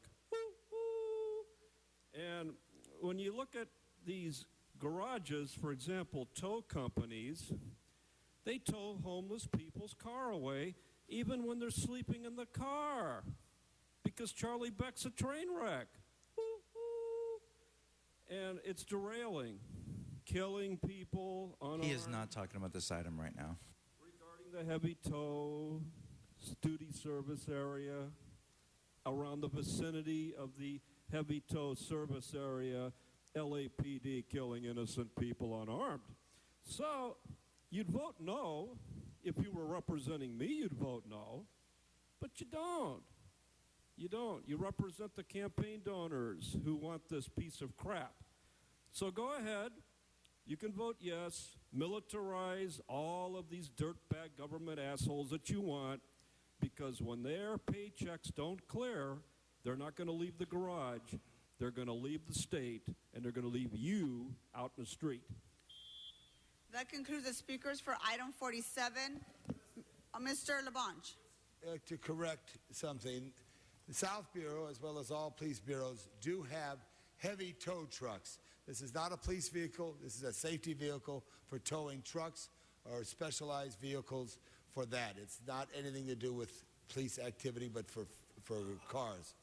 Thank you, Mr. Labange, for the clarification. That concludes our speakers for item 47. Mr. Clerk, open the roll. Close the roll. Tabulate the vote. 13 ayes. Item passes. Next item, item 50.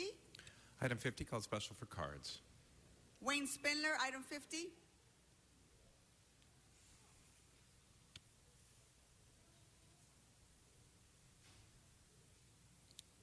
Oh, this deals with CD9, current prices district. I don't want to pick on him. So let's see, is there a reason to pick on him? He's renaming the intersection the Gerald Wilson Square. Here's a question. Who the hell's Gerald Wilson? Well, we're going to have to find out, because Gerald Wilson, I don't think he invented the light bulb. Gerald Wilson didn't invent the modern-day jet engine. Gerald Wilson wasn't the first person to sit at a segregated lunch area and get his head bashed in over the Jim Crow era. So hopefully Gerald Wilson is worthy of this honor, but if he is, support it. CD9, current price, considerable upgrade from the Jan Perry monster. Thank you. Next speaker, Mr. Herman, item 50.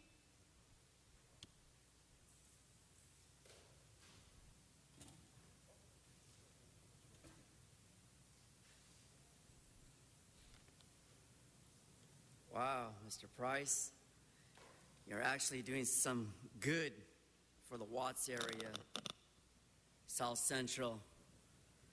What's up? The hood is in the house, and we're going to dedicate a permanent ceremonial sign on behalf and in effect for Gerald Wilson Square. No one knows who the hell he is. What significant impact did he have in the community, other than he paid for your campaign, possibly? Price?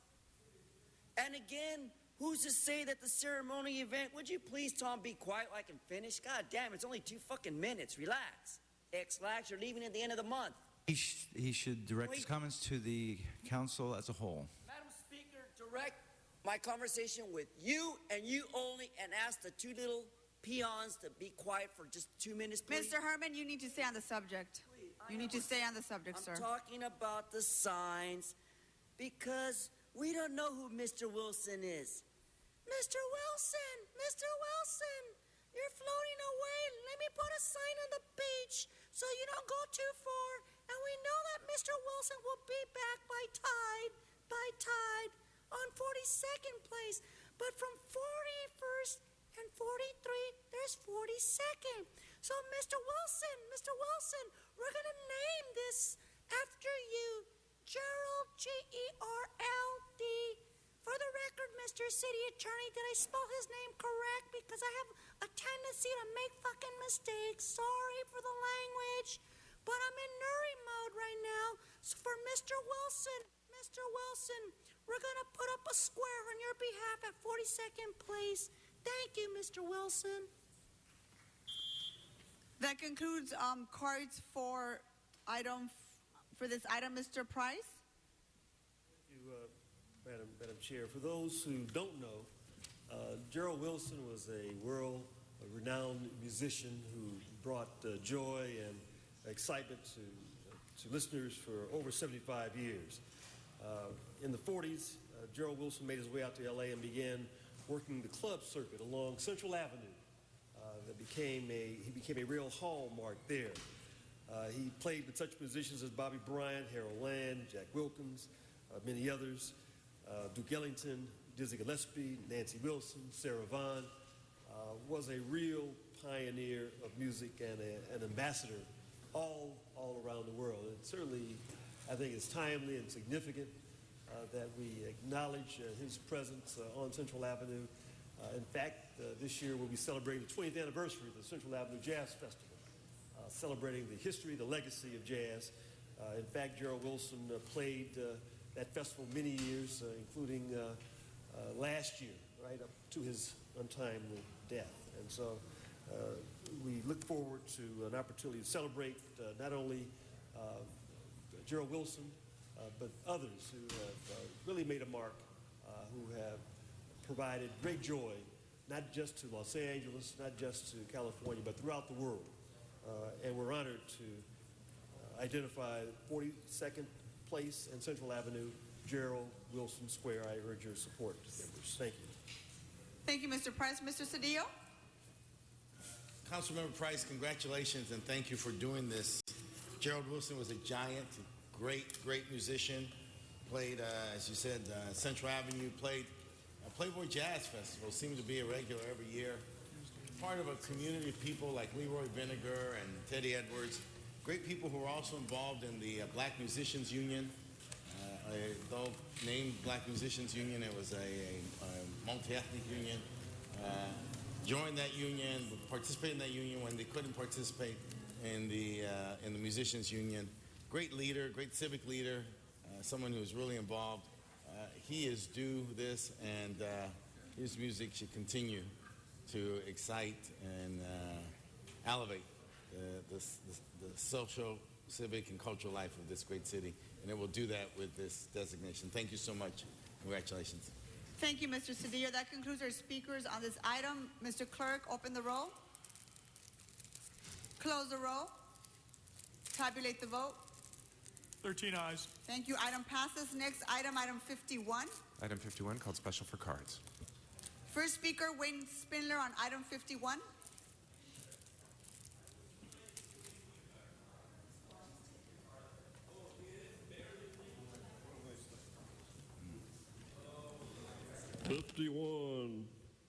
The unwanted fire alarm plan. Charging fees for unwanted alarms. Defining what is an unwanted alarm. I mean, the last thing you want in a city going bankrupt is a fire alarm. You don't want to hear that when there's no fire.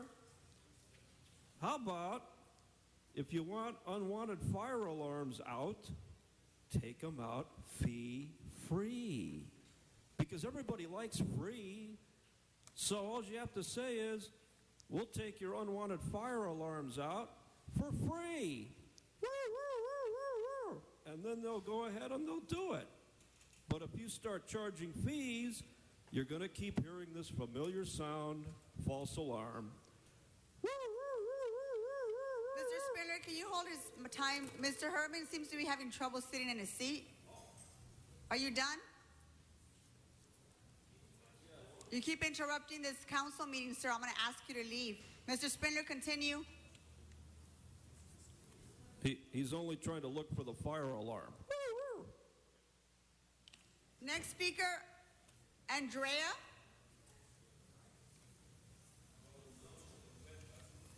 Oh, and you wrote Andrea, but Ms. Ramirez. Welcome, ma'am. Thank you very much. Good morning, everyone. I really don't understand what the unwanted fire alarm plan is, what its purpose, and what it's supposed to accomplish. I don't get it. Why should anybody be charged for an unwanted alarm? Should we all have to get an alarm? And most of the times, most people take out the batteries anyway, so what's the point, you know? I think with the brilliant minds that we have in America and in the fire department, why don't we build a fire alarm that will be conducive, that won't burn or turn on when you're cooking your tortillas and, you know, smoke alarms all over the place. I love my tortillas, and boy, those things go on every single time when I head home. So could you please work on a more high-tech, unwanted alarm that will serve a purpose for the residents? Please. God bless America and the United States military, of course. Thank you, Ms. Ramirez. Next speaker, Mr. Herman, item 51.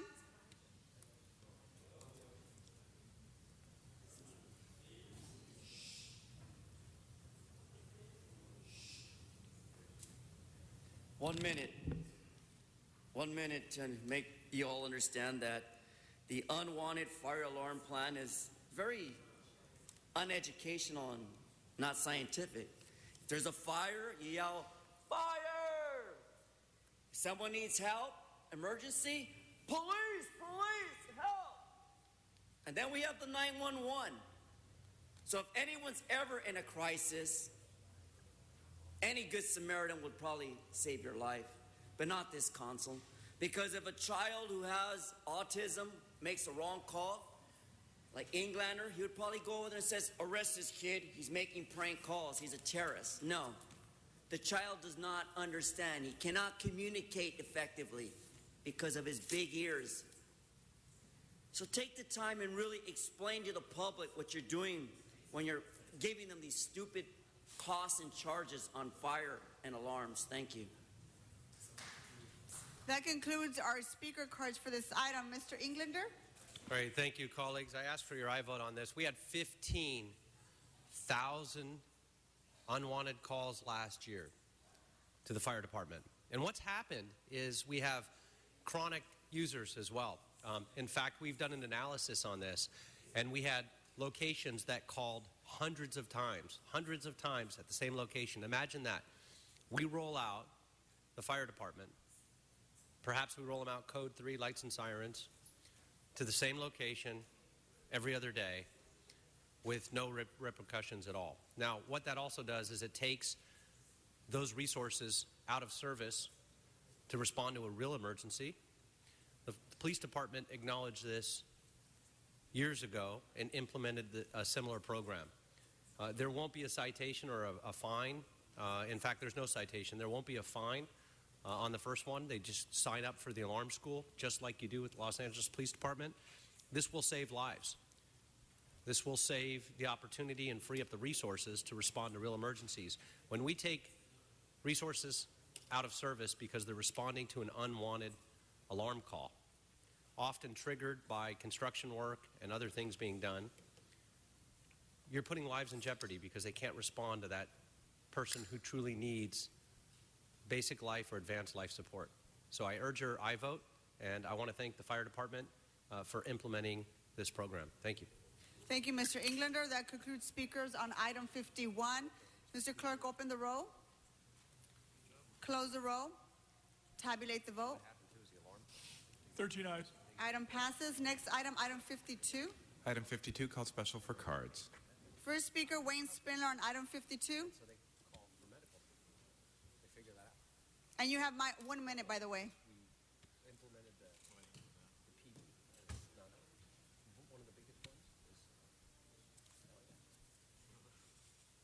Yes. I only have 1 minute, but I had 2 minutes, so since I got cheated out of a minute, I have to go into Nuri mode. Vandalism and graffiti.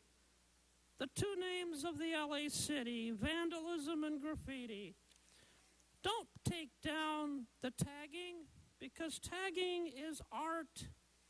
Except in CD5, that's different. You got to take it down, because we don't want tagging in CD5 and Encino, because when I occasionally entertain my friends, I don't want them going down the 101 and exiting White Oak and going and seeing the graffiti on the southbound lane. Thank you for taking it down, Mr. Koretz. You took it down again. But in the rest of the city, let them tag. Tag, tag, tag. Because in the rest of the city, it's art. Next speaker, Mr. Herman, item 52.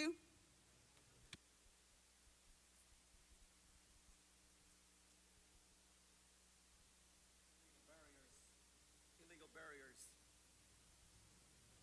Well, communication regarding the vandalism and graffiti trust fund. Wasn't it this council that said we need more art in the city of Los Angeles? And now you're calling graffiti art vandalism. That really sucks. But yet the little made a big stink out of it a month ago because somebody was tagging his graffiti in his neighborhoods. But no one wants to talk about Krikorian because the little goat man there knows nothing about real art. I love art. I love art. I love art so well that I can't stop loving it.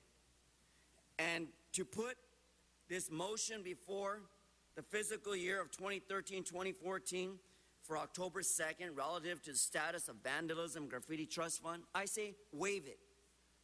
Waive it away. Because every American who lives in Los Angeles has a right to put up graffiti without the horrible action of this council to say it's vandalism. It's not vandalism. It's an expression of someone's ability, not like yours, Dion, to pray right now, but people who really care about art. And how long did we wait for the process of the new conditions for what? Permit for art and graffiti? Weezer praised it. The dumbass got up and left because he didn't want to talk about vandalism and graffiti art in Boyle Heights. What a little rag doll. I hope all your bald head falls off so I can get my can of Rogaine and put art on your head. Thank you, Mr. Herman. Next speaker, Andrea. Is this you, Ms. Ramirez?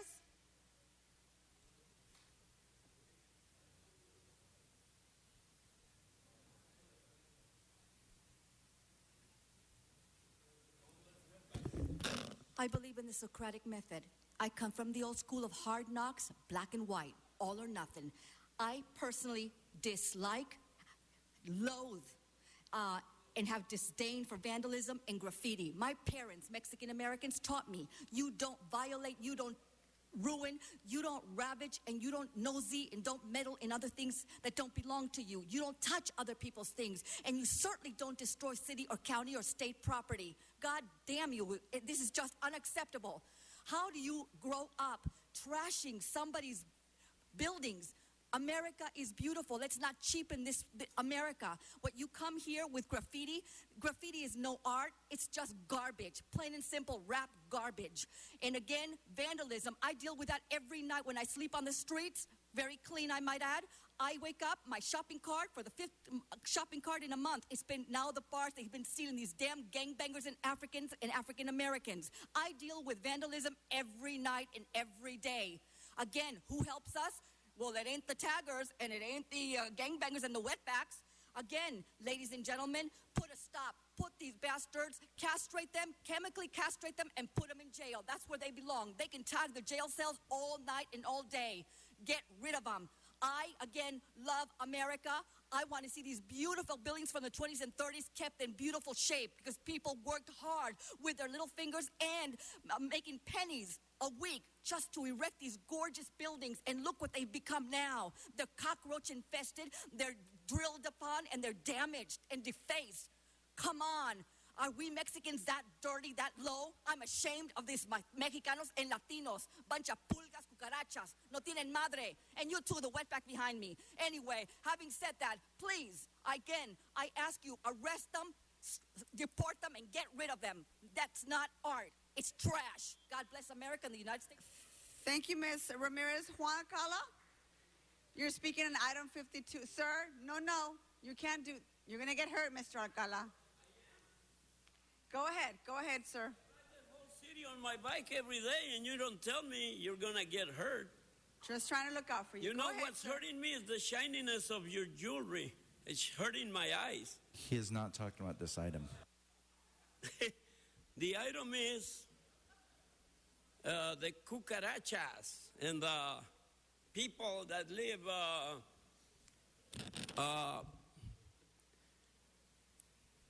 tagging our city. You remember the life of Brian, Mr. City Attorney? The guy was being chased by the Romans for tagging the city way back in Roman times. So tagging has been around for longer than you can remember, City Attorney. Labange, quit interrupting my speech with your drunken stupor. See these two interrupting my speech? Get out of here. Anyway, in my speech, I'm telling you, we are full of whatever we are because we are foolish humans keeping each other homeless. And the homeless have no other entertainment than to tag your city. Your city?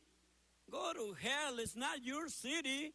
It's everybody's city, but you make it unaffordable. So, all we can afford is paint, spray paint, so we can decorate your fucking stupid city. We don't need your fucking stupid city. We need a city where everybody can live and everybody can get along. Make rent affordable, you assholes. That's the first item. He is not talking about this item. You, City Attorney, go to... Thank you, Mr. Alcala. We're now moving on to public comment. I'm sorry, we need to vote on item 52. Open the row, close the row, tabulate the vote. 13 ayes. Thank you. Item passes. Now we're going to move on to public comment. First speaker, Ankur Patel.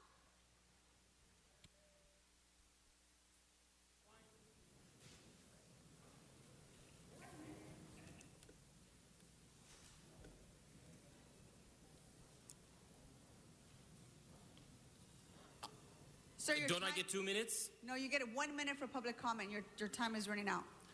So the rules changed again. So I used to think that these 2 minutes of public comment were valuable, precious to me. I appreciate the attention of the people here and the few city council members that do pay attention to people who speak here. And I was trying to convey this yesterday, but I didn't know that the rules had changed.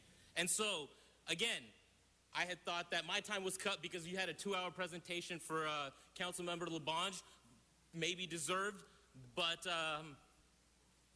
they got to sing songs of Elvis and I only get a minute here. So I'm still trying to adjust to the fact that you continue to marginalize on so many levels the economic solutions that you put forward in terms of $15 an hour or sick leave, which some of you were here, are wholly inadequate, right? $15 an hour in 2020. At the same time, the Federal Reserve will be printing billions of dollars, so that hundreds of billions maybe. Anyway. Thank you, sir. Your time is up. Thank you very much. Next speaker, Sid Mansourian. Sir, you are done. Your time is up. Please sit down. Next speaker, Sid Mansourian.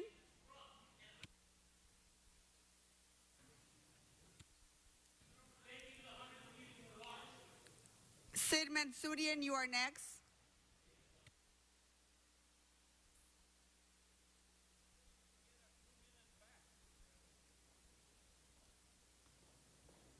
Council members, good morning again. Look, all of you have been seeing every day I come in here, and I just cannot state my subject matter to follow all the shenanigans.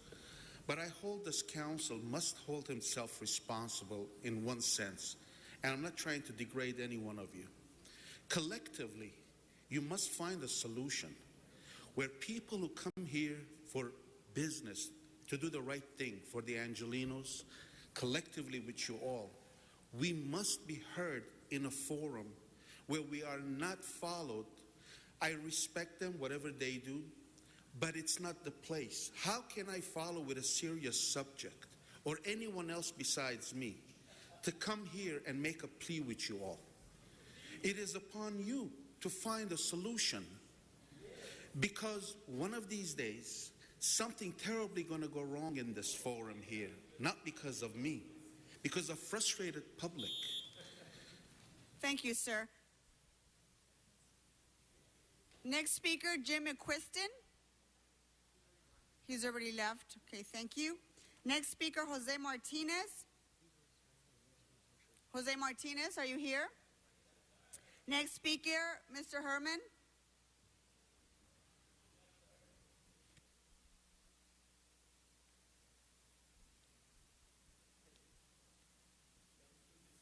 Well, you heard Sid. Him and I were both at the Board of Public Works addressing the same issue, but under 2 minutes. For the disguise of the city again to interrupt and interfere with this gentleman who's for the longest time has had his sidewalks interrupted by your so-called shady business, racketeering business. That's what you did to Sid, Weezar. That's what he said in Public Works this morning, bonehead. So give the man the opportunity to be heard for 2 fucking minutes. Is it that difficult? And the same gentleman in the blue shirt.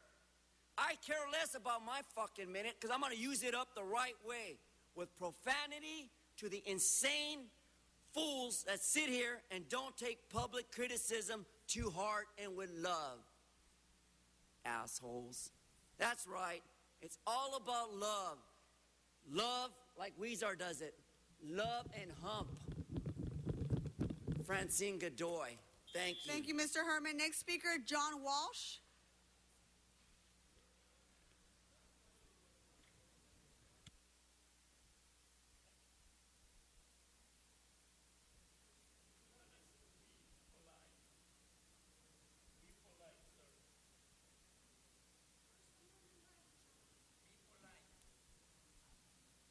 John Walsh, blogging at HollywoodHighlands.org. When I receive politeness from the chair, I return politeness from the chair.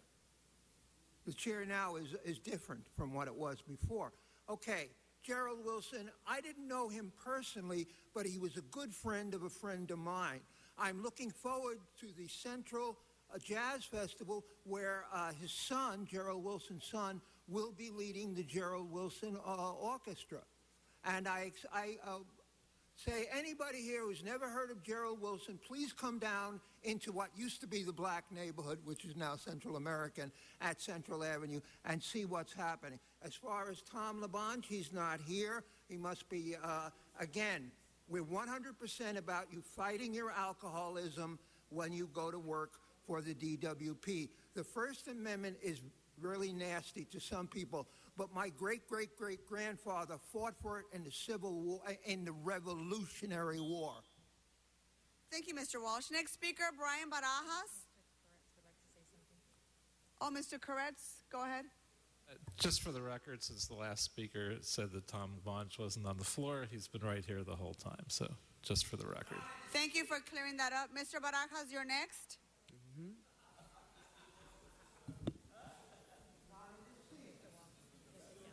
Can we ask Mr. Walsh, can you please take a seat, sir? Thank you. Mr. Barajas? All right.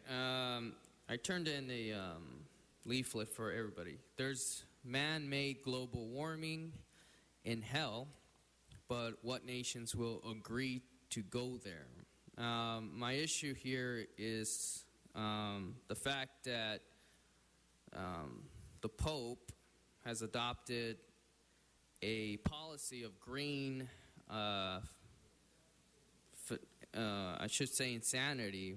I think in particular, the person that gave this document, the encyclical, to the Pope is a man named Juan Joaquim John Schullerhuber. His title is Honorary Commander of the Most Excellent Order of the British Empire, given to him in 2004 by the British bitch called Queen Elizabeth. So as an American, watch out for the greenies. Next speaker, Wayne Spindler.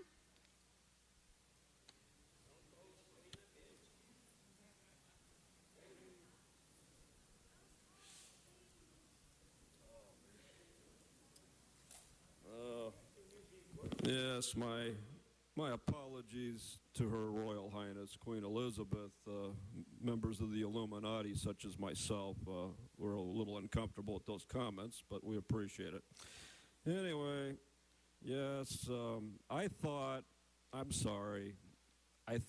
LaBonge died, but he's here. He's alive. It's amazing. I went up to his council district office on the 4th floor. All of the furniture's being removed. All the pictures are gone. Yeah, I thought he passed away. So I just couldn't understand what happened. But on the good side, I went to your office, Nuri, and you're moving to a new office. You're getting a bigger office. Nuri, you're going to become the next council president. Congratulations. I hear the rumors.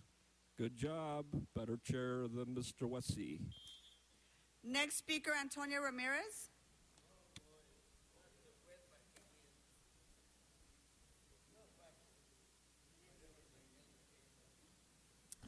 To those of you who are homeless, you are homeless, a segment of the population who are victims of crime. You are homeless by design, as I am, because you've pissed somebody off in high places. So therefore, either it was the FBI, the Anti-Defamation League, the Masonic Lodges, the Freemasons, the ACLU, the LAPD, and all law enforcement, Sheriff's Department, the NAACP, the Black Panthers, MECHA, MALDEF, NALEO, LULAC, and all legal aid, and all taxi drivers, judges, and attorneys. Department of Justice as well. So they hire foot patrol soldiers, blacks and Latinos and white trash. So in the middle of the night, they get up between 12 midnight and 4:30 in the morning, and they go and look for property to damage and steal your IDs. So we have to tie everything all around us. That's why many of us don't get enough sleep. You got to tie your everything in your bra and everything else. So again, to you, you're not crazy. I know I'm not crazy. I love my jalapeno. That's how hard I believe in what I'm doing. God bless America and the United States military. Be safe. Next speaker, Mr. Juan Alcala.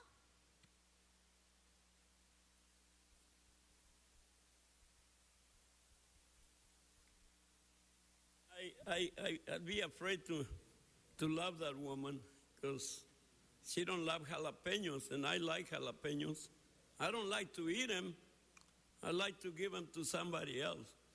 Anyway, my main speech has to deal with the fact that we are so damn rich already, and the federal is printing so much money, like the other guy said, that there should be enough money for everybody to have a little place to live. Come on, you a-holes. You are in government. You are in power. Obama, what have you done about the homeless? And you're on your way out anyway. All these guys here in the horseshoe, what have you done about the homeless?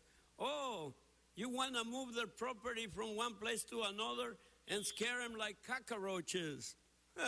Thank you, Mr. Alcala. The next speaker is Eric Previn.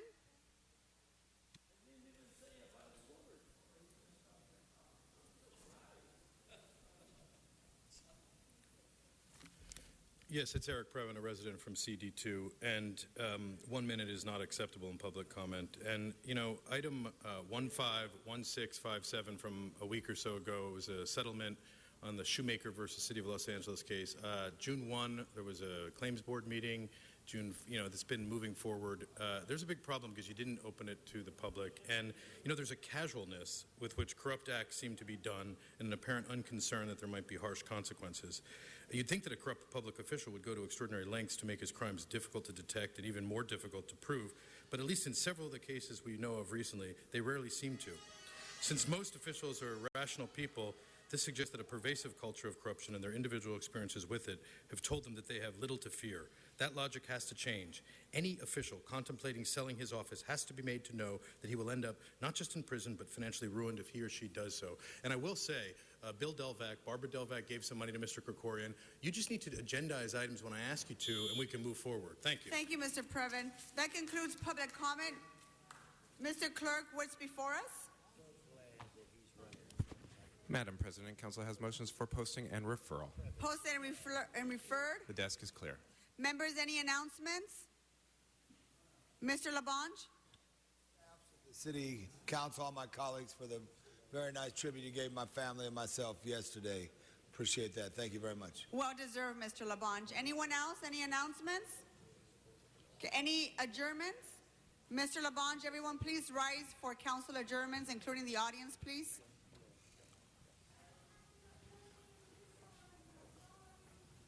Can we have him shut up, please? Mr. Labange, go Madam ahead. President, you know, run into people in the neighborhood who you know and love, and they operate a donut shop, and they're immigrants, and they're struggling, and all of a sudden they get enough money to buy a gas station.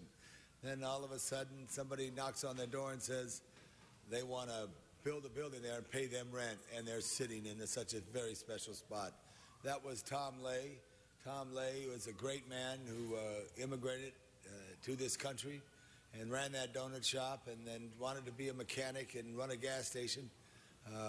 But then gold mine hit him with this new Operation Enterprise. Unfortunately, after just a normal hike in Griffith Park, he didn't feel well, and he lied down, and he went straight to heaven. He's survived by his wife, Lynn, and their 4 children. But he truly was an infectious person. I went to his services over at Rose Hill. Many people from the community were there, all agreeing how special Tom Lay was. I ask we adjourn in his memory. Thank you. Thank you, Mr. Labange. Anyone else? This meeting is adjourned. Thank you very much. Thank you very much.